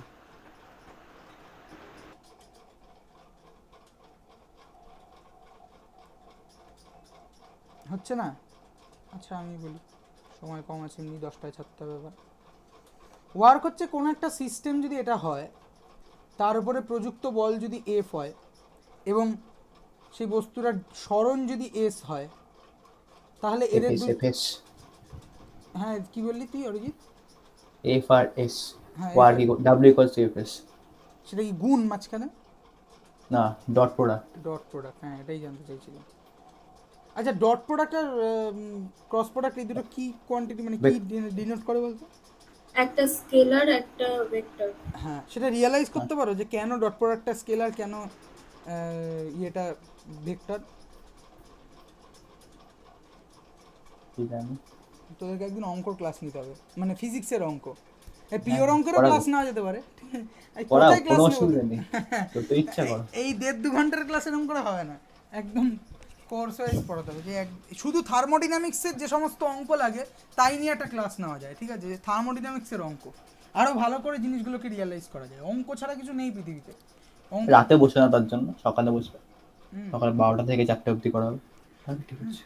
যাই হোক, তো এবার তাহলে যে ফোর্স প্রযুক্ত হলো এবং এরা ডট প্রোডাক্ট, এরা মানে কি এফ এস, এইটা কিন্তু ডট না, এটা গুণ, ঠিক আছে? কস থিটা, তাই তো? যদি ফোর্স আর ডিসপ্লেসমেন্টের মাঝখানে অ্যাঙ্গেল থিটা হয়, ভেরি গুড। তাহলে আমরা এবার দেখি, আমরা এবার এখানে দেখতে চাইছি বেসিক্যালি মেকানিক্যাল ওয়ার্ক, ঠিক আছে? কাকে বলবো সেটা, লেটসে আমি এখানে একটা গ্যাস নিয়েছি, ঠিক আছে? গ্যাস, তাকে একটা পিস্টন দিয়ে আটকেছি, এখানে কিছু গ্যাস নিয়েছি, সেই গ্যাসটাকে আমি পিস্টন দিয়ে আটকেছি। এইবার দুটো কেস সিনারিও হতে পারে, আইদার এই গ্যাসের ভেতরকার প্রেশার যদি পি এ হয় আর গ্যাসের বাইরের যদি পি এক্সটার্নাল হয়, হ্যাঁ, তাহলে একটা কেস সিনারিও হতে পারে যে পি এ, আচ্ছা পি এক্সটার্নাল এদিকটা লিখি, is greater than P A, তখন কী হবে? আচ্ছা পিস্টনটার এখানে ধর আমি একটা স্টপ লাগিয়ে রেখেছি, এই স্টপটা মুভেবল, সরিয়ে দিতে পারি আমি কোনো এক মুহূর্তে, তো যখন স্টপ লাগিয়ে রেখেছি তখন দুটো কেস সিনারি হতে পারে, either P external is greater than P a or P external is less than P A. যখন এই সিনারিওটা, তখন যদি আমি স্টপ সরিয়ে দিই কী হবে?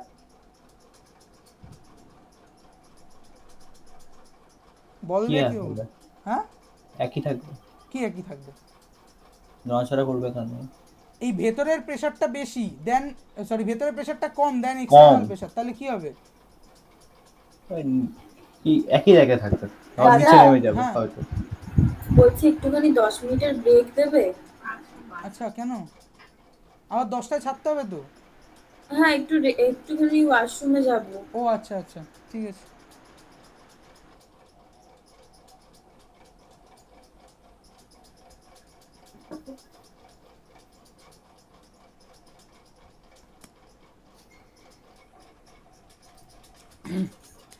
তাহলে দুটো কেস, তাহলে এটা 1 নম্বর কেস বললাম, এটা 2 নম্বর কেস। যদি 1 নম্বর কেসটা হয় তখন যদি আমি পিস্টনটা সরিয়ে দিই তাহলে কি হবে সুতনুকা বলো? নিচে নেমে যাবে। নিচে নেমে যাবে, ভেরি গুড। তার মানে এটা হচ্ছে কম্প্রেশন হবে, আর এটা বোঝাই যাচ্ছে তাহলে এক্সপানশন হবে। আচ্ছা, এইবার কি যেন বলছিলাম, হ্যাঁ, তাহলে বেসিক্যালি কি হচ্ছে, বেসিক্যালি এই পিস্টনটার একটা ডেফিনিট এরিয়া আছে, তার মধ্যে এই এয়ার মলিকুলগুলো গ্যাস চাপ বল প্রয়োগ করছে, অথবা আরেকটা কেসে গ্যাস মলিকুল, এই ভেতরের গ্যাস মলিকুলগুলোকেই পিস্টনটাকে বল দিচ্ছে, তাই তো?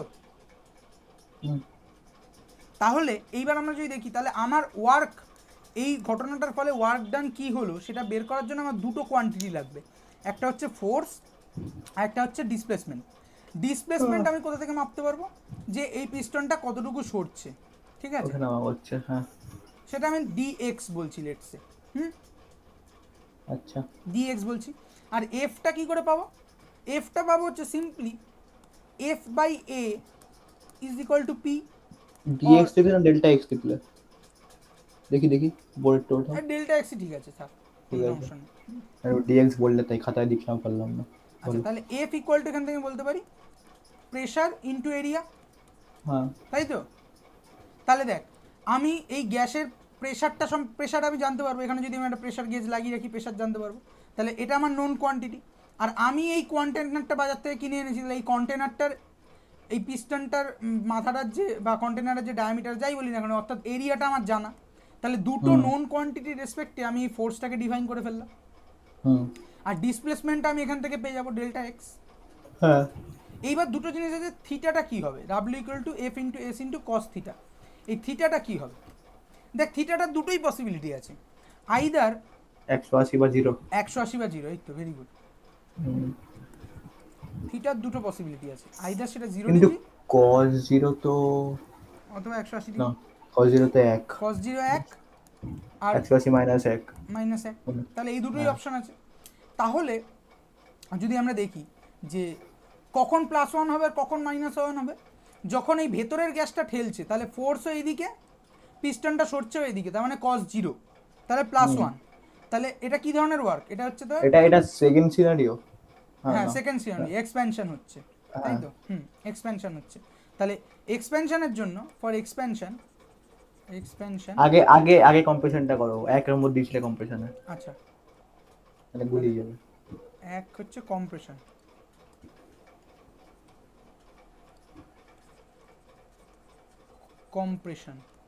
কম্প্রেশনের জন্য তাহলে ফোর্স আর ডিসপ্লেসমেন্টের মধ্যে অ্যাঙ্গেল হচ্ছে আমার 0 ডিগ্রি, এই 0 ডিগ্রি না, 180 ডিগ্রি। কম্প্রেশন তো, কম্প্রেশন মানে 180 180 ডিগ্রি, একটা উপরে যাবে একটা নিচে যাবে। হ্যাঁ। তাহলে এক্ষেত্রে তার মানে ওয়ার্ক ইকুয়াল টু -1, ওই ভ্যালুটা তাহলে মাইনাস এফ এস হবে, যেখানে এফ এর মড ভ্যালু এবং এস এর মড ভ্যালু। তাহলে কম্প্রেশন ওয়ার্কটা হচ্ছে নেগেটিভ ওয়ার্ক, বোঝা গেল না কেন না? আর এক্সপ্যানশন যদি হয়, এক্সপ্যানশন ওয়ার্কটা হচ্ছে আমার positive work. Positive work, sorry, এটা হচ্ছে পজিটিভ ওয়ার্ক, এটা হচ্ছে আমার নেগেটিভ ওয়ার্ক। আচ্ছা, এখান থেকে তাহলে মানে কি, এইবার আমরা কিছু কনভেনশন শিখি, এই অবধি আমি এসে দাঁড়াচ্ছি, ঠিক আছে, বাকিটা পড়ে এবার কিছু কনভেনশন শিখি আমরা। কনভেনশন, এই যদি আমার সিস্টেম হয়, এই সিস্টেম যদি সারাউন্ডিংসের ওপর কাজ করে, আমার ঘরের লোক হচ্ছে সিস্টেম, আমি সব কিছু বিচার করবো সিস্টেম হিসাবে। সিস্টেম যদি সারাউন্ডিংসের ওপর কাজ করে তাহলে সেই ওয়ার্কটা হয় নেগেটিভ। এক মিনিট, সিস্টেম যদি সারাউন্ডিংস এর উপর কাজ করে ওয়ার্কটা হয় নেগেটিভ, মানে কম্প্রেশন হচ্ছে। সেটা আমরা পরে আসছি, তুই এখন বুঝে নিতে পারলে ভালো, কোনো সমস্যা নেই। হুম, হুম। আর যদি সারাউন্ডিং সিস্টেমের উপর কাজ করে তাহলে ওয়ার্কটা হবে পজিটিভ। এটা কনভেনশনটাকে মনে রাখা খুব সহজ। সিস্টেম আমার ঘরের লোক, ঘর থেকে টাকা গেলে নেগেটিভ, ঘরে টাকা আসলে পজিটিভ। এখানে টাকাটাকে রিপ্লেস করে দিই এনার্জি দিয়ে, ঠিক আছে? কি সুন্দর। হ্যাঁ এবার হ্যাঁ, এনার্জি বেরিয়ে গেলে নেগেটিভ ওয়ার্ক। হ্যাঁ, যদি সিস্টেম থেকে হিট সারাউন্ডিংসে রেডিয়েট করে তাহলে কিউ নেগেটিভ। যদি সিস্টেমের হিট প্রযুক্ত হয় তাহলে কিউ পজিটিভ। স্বাভাবিক ব্যাপার। আচ্ছা, স্বাভাবিক হয়ে গেল। তাহলে কম্প্রেশনের ক্ষেত্রে আমরা বাই ডিফল্ট দেখলাম, যে ওয়ার্ক ডানটা হচ্ছে আমার নেগেটিভ। তার মানে কম্প্রেশন যখন হয় তখন কি হয়? কম্প্রেশন যখন হচ্ছে তোকে কম্প্রেস করতে হয়, তো এই কম্প্রেশনের Energy ক্ষেত্রে দিতে নেগেটিভ হয়। দেখলাম না পজিটিভ দেখলাম রে? কম্প্রেশন নেগেটিভ লিখেছো? নেগেটিভ লিখেছি না? নেগেটিভই তো হবে। 180 -1ই তো। হ্যাঁ -1 90 ঠিক আছে। হ্যাঁ ঠিকই আছে। দাদা কোথাও একটা ভুল করেছি মনে হচ্ছে। Let me find that. কম্প্রেশনের ক্ষেত্রে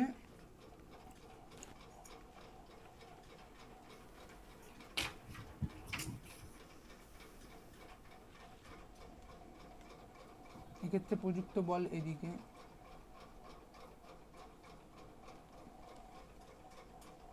না আমরা একটা ভুল করেছি তো। বলে ফেলো কি ভুল। এখানে সবকটা ক্ষেত্রে -1 হবে। দুদিকে। হ্যাঁ বলে ফেলো। কম্প্রেশন যখন হচ্ছে হ্যাঁ তখন কি হচ্ছে? কম্প্রেশন মানে হচ্ছে এই দিক থেকে ফোর্স অ্যাপ্লাই হচ্ছে, পিস্টনটাও তো নিচের দিকে নামবে। আবার এক্সপেনশন যখন হবে এদিক থেকে ফোর্স অ্যাপ্লাই হবে, পিস্টনটাও তো উপর দিকে উঠবে। দুদিকেই নেগেটিভ। দুদিকেই 180 ডিগ্রি হচ্ছে, ঠিক আছে? দুদিকেই আমার থিটাটা 180 ডিগ্রি। এটা আমি ভুল বলেছি, সরি ফর দ্যাট, খেয়াল করিনি দুটো। তার মানে দুদিকেই নেগেটিভ। তাহলে অলওয়েজ এই পিভি ওয়ার্ক নেগেটিভ দেবে, অলওয়েজ, আলাদা করে লেখার দরকার নেই। তাহলে P V work always always minus B. Always আমার নেগেটিভ দেবে।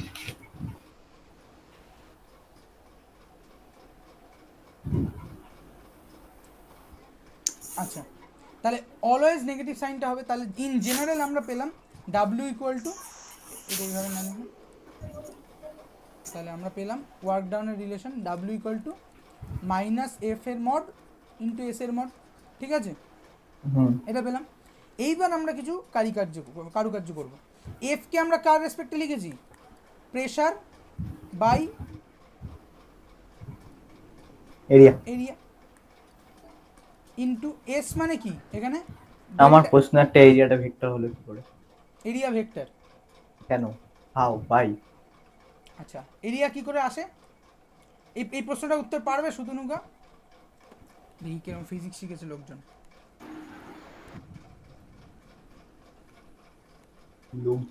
বলে কি? এই প্রশ্নটার উত্তর পারবে? ওর প্রশ্ন হচ্ছে এরিয়া কি করে ভেক্টর হলো। কি করে না, কেন? আর ওই একই তো, কি করে ভেক্টর হলো বা কেন ভেক্টর হলো, যাই বলি। পারা যাবে প্রশ্নের উত্তরটা?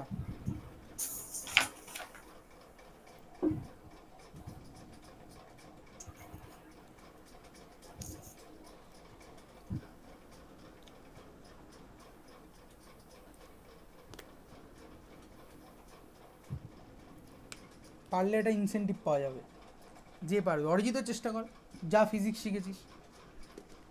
আমি ভেক্টর মান দাদা কোশ্চেনটা আরেকবার বলবে? ওর প্রশ্ন হচ্ছে যে এরিয়া এটা একটা ভেক্টর কোয়ান্টিটি, তো তাই জানি তো আমরা। হ্যাঁ, কেন এরিয়া কি করে ভেক্টর হলো? আমি আমার ইয়েতে বলছি যে ফোর্স যখন আমরা ইউজ করি কোন একটা ডিরেকশন দিয়ে করি, তার জন্য সেটা ভেক্টর, মানে ফোর্সের মানও আছে, দিকও আছে, তার জন্য ভেক্টর বললাম। আর ওই কিসব নিয়ম টিয়ম মানতে ওগুলো বাদ দিলাম আমি, ঠিক আছে? কিন্তু এরিয়াটা কোথায় ডিরেকশন? হ্যাঁ আমারও তাই মনে হয়, ম্যাগনিটিউড আর ডিরেকশন দুটোই আছে, তাই। কি করে ডিরেকশন আছে সেটা ডিরেকশন কোথায় আছে সেটাই আমি ভাবছি। এরিয়া তো মুভও করা যায় না, লাইক এরিয়া তো একটা স্টেবল জিনিস, আমি যেটা মুভ করা যায় না, না তাও ডিরেকশনটা কোথায় এটা? দেখো এরিয়া হচ্ছে বেসিক্যালি দুখানা লেন্থ একটা ভেক্টর কোয়ান্টিটি, তো বা আমি ডিসপ্লেসমেন্ট বলি, লেন্থ বলা থেকে ডিসপ্লেসমেন্ট বলা হবে। ডিসপ্লেসমেন্ট তার ক্রস প্রোডাক্ট, অর্থাৎ এই যদি আমার একটা, আমি ভেক্টর ডিনামিক্সে দেখছি কিন্তু, হ্যাঁ এটা ওই পাতি পরিমিতির অঙ্ক ভাবলে হবে না, যদিও সেখানেও ভেক্টর আছে। ভেক্টরের দিক থেকে এইটা যদি আমার একটা ভেক্টর হয় সাম এ, এটা যদি এ বললে আবার গুলিয়ে যাবে, আচ্ছা স্মল এ বলি, এটা যদি আমার ভেক্টর হয় বি, তাহলে এদের ক্রস প্রোডাক্ট হচ্ছে এই এরিয়াটাকে ডিটারমাইন করবে। এবং ক্রস প্রোডাক্ট মানে কি, এর পারপেন্ডিকুলার ডিরেকশানের ডিরেকশন থাকবে, তাই তো? তাহলে কোনটার সাথে কোনটা গুণ করছি তার ওপর এরিয়াটা ডিপেন্ড করবে। আমি কি এ ক্রস বি করছি, তাহলে আমার এই স্ক্রিনের থেকে বাইরের দিকে এরিয়ার ডিরেকশন হবে।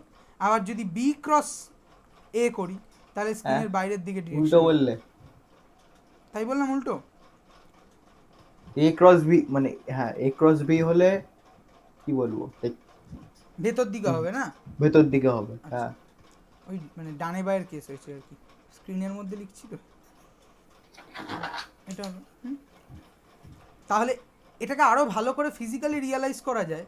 ধরো আমি একটা, তোমার সামনে খাতা বই কিছু একটা তো আছে দুজনের সামনেই, খাতার একটা পেজ, তার একটা এরিয়া আছে। আচ্ছা, এবার কোনটা এটার এরিয়া, তোকে যদি আমি বলি যে খাতার পেজের এরিয়া কোনটা এরিয়া, মানে খাতার এই পাশটা এরিয়া তোর সামনে যে দিকটা আছে নাকি তার পেছন দিকটা, দুটোর ম্যাগনিটিউডই তো সেম, তাহলে দুটো এরিয়াকে আমি কি করে ডিফারেন্সিয়েট করব? খাতার যদি এইটা যদি আমার খাতার একটা সাইড হয়, এইটা যদি আরেকটা সাইড হয়, তাহলে এই দুটো গুণফল করেই আমি এই এরিয়াটা পাবো। কিন্তু সেটা খাতার এই ফেসটাকে ডিফাইন করবে নাকি উল্টো দিক পেছনের ফেসটাকে ডিফাইন করবে, সেটা কি করে হবে? নেট খারাপ, নেট খারাপ, ওয়েট, হ্যাঁ সরুর করে বলে গেল, আরেকবার বলো। আমি বলছি যে একটা খাতা বা বইয়ের, বলো এবার কথা বলছি তো এবার, ঠিক আছে বলো। হ্যাঁ, একটা খাতা বা বইয়ের দুটো সাইড আছে, আমি তোকে এরিয়া বলতে বললে তুই এই সাইডটা মাপবি ওই সাইডটা মাপবি, দুটো গুণ করে দিবি, ঠিক আছে? ধর গুণ করে দিয়ে পেলি সাপোজ তার ভ্যালু 8, ঠিক আছে? আচ্ছা এই এরিয়া তো খাতার এই ফেসটাও, মানে তোর সামনে যে ফেসটা আছে তোর পেছনে যে ফেসটা আছে সেটাও তো এ ফেস, তার ভ্যালু।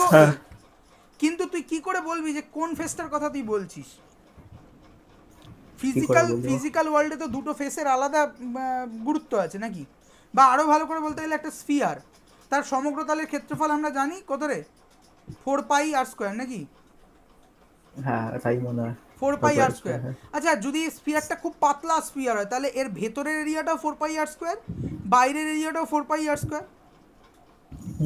কোন এরিয়াটার কথা তুমি বলছো? এটা তো প্রশ্ন উঠবে যে কোন এরিয়াটার কথা তুমি বলছো। তাহলে এরিয়াটা যেটার উপর কাজ করবে সেটা কি করে ডিফাইন হবে? তাহলে দুটোর ক্ষেত্রে আমি যদি খাতার এক্সাম্পল দিয়ে বুঝি, দুই ক্ষেত্রেই তো আমার এই হচ্ছে এই দুটো সাইড গুণ করেই পাচ্ছি, তাহলে সেটা কোন এরিয়াটাকে ডিফাইন করবে? এই দুটো সাইড গুণ করলে যে এরিয়াটা পাওয়া যায় সেটা কোন এরিয়াটাকে ডিফাইন করবে? এই ফেসটাকে? আরে ওই জন্যই তো ভেক্টর কোয়ান্টিটি, যে বেসিক্যালি দুটো ভেক্টরকে গুণ করে আমি এরিয়া পাবো, কিন্তু সেটা দুটো এরিয়ার জন্ম দেবে। ডিপেন্ড করছে আমি কোনটাকে আগে দেখবো, কোন ডাইরেকশনটাকে আগে দেখবো, এ ক্রস বি না বি ক্রস এ। সেই জন্যই এরিয়া হচ্ছে ক্রস প্রোডাক্ট বা ভেক্টর প্রোডাক্ট। বোঝা গেল দুজনেই? হ্যাঁ, সুতনুকা বোঝা গেল? আচ্ছা সব এটা বললে তো দুটো ক্রস প্রোডাক্ট ক্রস করলে একটা ভেক্টর কোয়ান্টিটি পাওয়া যায়। তাহলে তো প্রশ্ন উঠবে কেন আমি ক্রস করব, কেন আমি ডট দিয়ে রিপ্রেজেন্ট করব? তাও ঠিক সব কিছুর তো ম্যাথমেটিক্যাল রিয়েলাইজেশন থাকবে এবং তার ফিজিক্যাল রিয়েলাইজেশন থাকবে। যে ম্যাথমেটিক্সের ফিজিক্যাল রিয়েলাইজেশন থাকে না তাকে আমরা ইমাজিনারি ম্যাথমেটিক্স বলি, হ্যাঁ। আর যে জিনিসের ম্যাথমেটিক্যাল রিয়েলাইজেশন থাকে না, নিঃসন্দেহে বলতে পারি সেই জিনিস এক্সিস্টই করে না, ঠিক আছে? একদম, মানে কারো চিন্তা তো সেটা এক্সিস্ট করে না হয়তো, হতে পারে। যাই হোক, কোথায় ছিলাম আমরা? হ্যাঁ এইদিকে আবার লিখি, W W = এফ এর মড আর এস এর মাইনাস মাইনাস, তাহলে মাইনাস অফ এফ কে আমরা বলেছি P by P by A vector আর এই এসটা কোনটা না পিস্টনটা যে মুভ ডেল করছে এক্স ডেল এক্স বা ডিএক্স, হ্যাঁ ডেল এক্স, ঠিক বলেছি আমি, ডেল এক্সই লিখেছি, ডেল এক্স। ঠিক আছে, এইবার ভালো করে বুঝি। ধর এইখানে আমার পিস্টনটা ছিল, এই পিস্টনটা কোনো একদিকে মুভ করেছে, লেটসে নিচের দিকেই নেমেছে ধর। এখন পিস্টনটার পজিশন এইটা, তাহলে এইটুকু হচ্ছে আমার ডেল এক্স, তাই তো? এইটুকু হচ্ছে আমার ডেল এক্স। এক সেকেন্ড, আমরা একটা ভুল করেছি।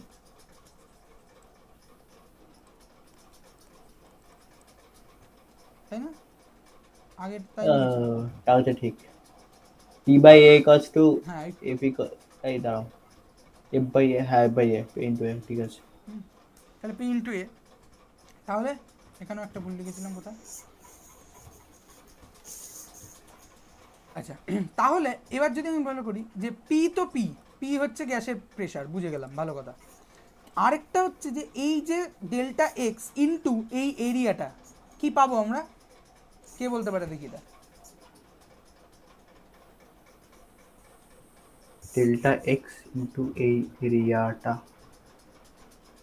কি পাবো? ডেল্টা এক্স মানে হচ্ছে এইটুকু অংশ, হ্যাঁ মানে পিস্টন শুদ্ধ এরিয়া। ব্যাপারটা এরকম না অনেকটা, যেখানে এটা হচ্ছে ডেল্টা এক্স আর এটা হচ্ছে ভলিউম কনস্ট্যান্ট। ভলিউম হ্যাঁ ভলিউম, হাউ তার মানে বেসিক্যালি গ্যাসটার ভলিউম ছিল আগে এটা, এখন ভলিউম হয়েছে এইটা, তাহলে এইটা বেসিক্যালি ভলিউম চেঞ্জ, তাই তো? চেঞ্জ ইন ভলিউম, সেটাই তো এইটুকু অংশটা। Got it. Got it? আচ্ছা, থ্যাংক ইউ।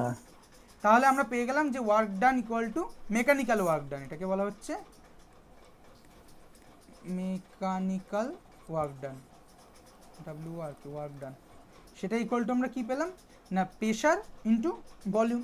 এবার যদি সেটা এক্সটার্নাল প্রেশার হয় তাহলে সেটাকে আমরা বলবো যে P external into delta V. এইবার এইখান থেকে আমরা রিয়েলাইজ করতে পারবো যে কম্প্রেশন বা ইয়ের ক্ষেত্রে আলাদা করে কী করে সাইনটা হয়। ধর কম্প্রেশনই বলছি আমরা, ঠিক আছে? কম্প্রেশনের ক্ষেত্রে একটা প্রেশার থাকবে, সেটা পি বা পি এক্সটার্নাল যাই বলি না এখন। তাহলে ওয়ার্ক ডানের সাইনটা হচ্ছে মাইনাস, পি তো পি এর মতো থাকলো, তার কিছু একটা ভ্যালু থাকবে, প্রেশার কখনো নেগেটিভ হতে পারে না, ইন্টু এই যে delta V for compression, P is a positive quantity always, but delta ভিটা কি কম্প্রেশনের ক্ষেত্রে পজিটিভ না নেগেটিভ? কম্প্রেশন মানে ভেতর দিকে চাপা হচ্ছে, চাপা নেগেটিভ। হচ্ছে, নেগেটিভ, ভেরি গুড, নেগেটিভ। বুঝতে না পারলে বলবে আরেকজন যে বলতে পারলে না, ঠিক আছে? তাহলে পজিটিভ নেগেটিভ নেগেটিভ, ওভারঅল সাইনটা কি হবে? নেগেটিভ। নেগেটিভ। কম্প্রেশন ওয়ার্ক হচ্ছে নেগেটিভ। আচ্ছা, এইবার এখান থেকে বোঝা গেল? তখন যে বলছিলে এটাই কারণ। ঠিক আছে, এক্সপেনশন তাহলে পজিটিভ না, হ্যাঁ পজিটিভ হবে।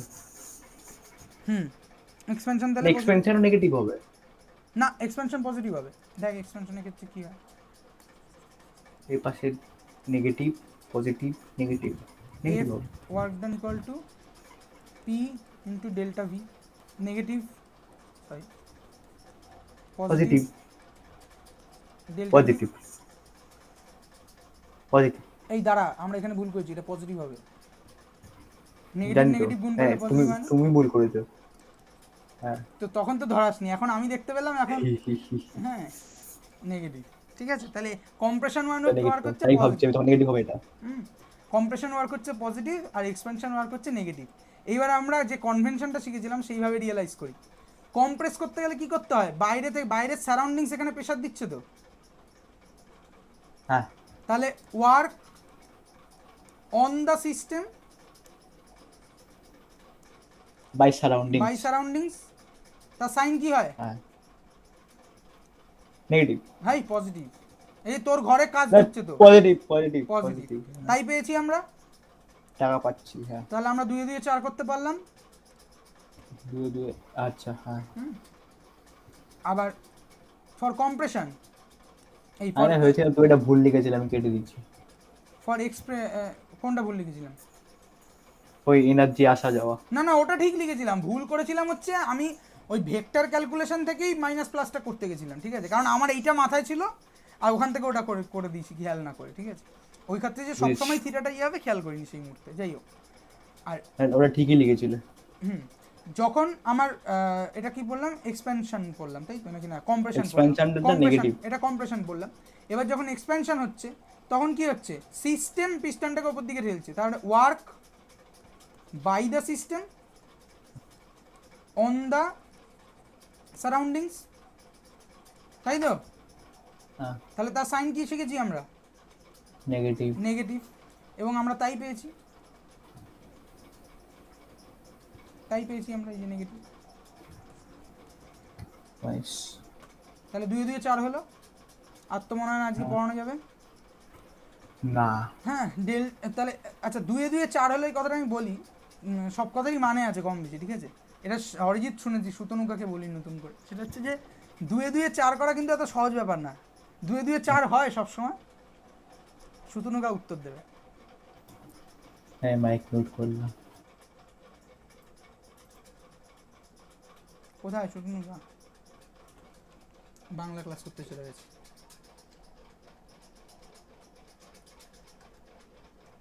হ্যালো,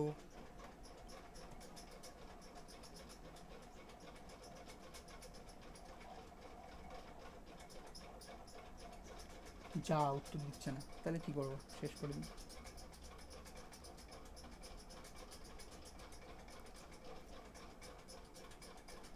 হ্যালো,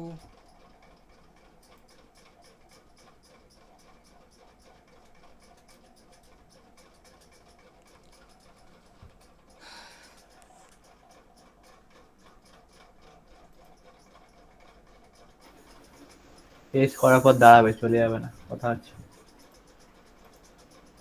সুতনুকা উত্তর দিচ্ছে না কেন, কোথায় গেল? সেটা আমি কি করে বলি বলো। হোয়াটসঅ্যাপে কিছু মেসেজ পাঠিয়েছে, মাইক টাইক কাজ করছে না, কি ব্যাপার? হতে পারে, না বাট কিছু পাঠায়নি। গ্রুপে আসেনি কোনো কিছু, কারণ আমি হোয়াটসঅ্যাপেই আছি। যাব বাবা, হ্যাঁ নাও করছে না কিছু, মুশকিল। হ্যাঁ দাদা, আরেকবার বলবে? আচ্ছা, কি সমস্যা হয়েছিল? এটা শোনা যাচ্ছিল না হঠাৎ করে, যা, কতটা শোনোনি? লাস্টের দিকে, একদমই লাস্টের দিকে। মানে এই এক্সপেনশন ওয়ার্ক কি করে কনভেনশনের সাথে মিললে, এই ব্যাপারটা শুনেছো? না না, ওটা শুনেছি, লাস্টের দিকে তুমি কি জিজ্ঞেস করলে ও সেখানেই ছুটে গেল। এই যে আমি কথা সব কিছু বলার পর বলছি 2 2 4 হলো, মানে এটা জাস্ট মানে পড়ার বাইরে একটা কথা, পড়ার ভেতরেই বলতে পারো। তো 2 2 কি সবসময় 4 হয় নাকি কিছু ক্ষেত্রে হয়, কিছু ক্ষেত্রে হয় না, মানে 2 2 4 কিছু, আচ্ছা কোন ক্ষেত্রে হয় কোন ক্ষেত্রে হয় না?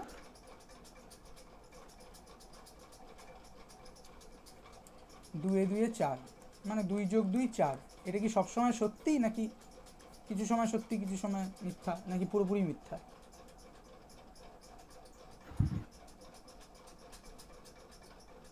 তাড়াতাড়ি আবার ক্লাসে যাবে তো বাংলা, বলো সিম্পল। সবসময় তো হয় না। সবসময় হয় না, তাহলে একটা উদাহরণ দেখি কোথায় হয় না। বেসিক্যালি যোগ শেখাচ্ছি ছোটবেলায়, ঠিক আছে, যোগ শেখাচ্ছি, যোগ কখন হয় না বলতে পারবে? এটা কি লিখলে, যোগ? ও আচ্ছা, বাংলায় লিখলে। যদি এটা সরলে থাকে, যদি আগে পরে বা কোনো গুণ বিয়োগ না থাকছে সিম্পল, থাকে। 2 যোগ 2 সবসময় কি 4 হয় নাকি 4 হয় না? সিম্পল স্ট্যান্ডালোন প্রশ্ন, কোনো সরলে নেই, কোথাও নেই।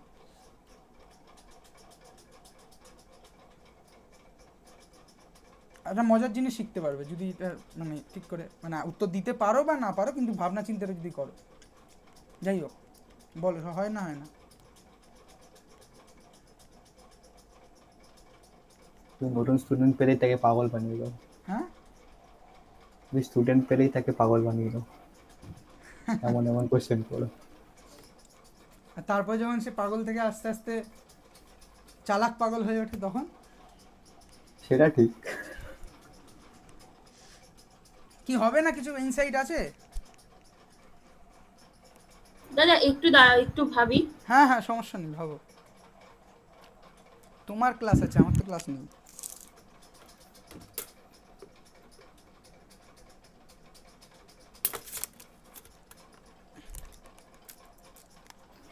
মাঝে আমি একটা কোশ্চেন করি, বলছি কাশ্মীর ফাইলস দেখেছো? না, পুরো দেখিনি, একটা ফাইল ডাউনলোড করেছিলাম, সেটা খুব বাজে কোয়ালিটি ছিল, তাই একটু একটু দেখেছি। হ্যাঁ, আমার একই অবস্থা, কিন্তু এত এত টেন দাদা কেন হয়ে গেল হঠাৎ করে? বলছি যে হ্যাঁ যাই হোক। 2 যোগ 2 হুম। যে একটা মানে 5 হয়, এটা একবার বলবো? মানে সবসময় 2 যোগ 2 না, 4 ওটা হয় না, ভুল, 5 হয়। ওটা ভুল। তুমি যে মেথডটা দেখেছো, সেই মেথডটা হ্যাঁ। ভুল। তুমি আমাকে মেথডটা, মানে অনেকভাবেই মেথডটা করা যায়, প্রমাণটা ফেসবুক ইউটিউবে এসব জায়গায় ঘুরে বেড়ায়, কিন্তু ওই মেথডটা ভুল। কোথায় ভুল তুমি আমাকে, তুমি যে পার্টিকুলার মেথডটা দেখেছো সেই মেথডটা আমাকে পাঠিয়ে আমি দেখে বলে দেবো যে কোন স্টেপে ট্রিকটা করা হয়েছে বেসিক্যালি। কিন্তু সেটা বাদ দিয়ে, আচ্ছা। ঠিক আছে, 2 যোগ আমি উত্তরটা বলে দিচ্ছি এবার, যে 2 যোগ 2 4 সবসময় হয় না, এটাই হচ্ছে যোগের কনসেপ্ট, ঠিক আছে। আমরা যখন ছোটোবেলায় শিখি, আমাদের দেশে অঙ্ক, ভারতবর্ষে খুব ভালো অঙ্ক, ভারতবর্ষের লোকরা অঙ্ক জানে, কিন্তু আমাদের এখানে যে মেথডে অঙ্ক শেখানো হয় সেই মেথডের সেটা ঠিকঠাক মেথড নয়।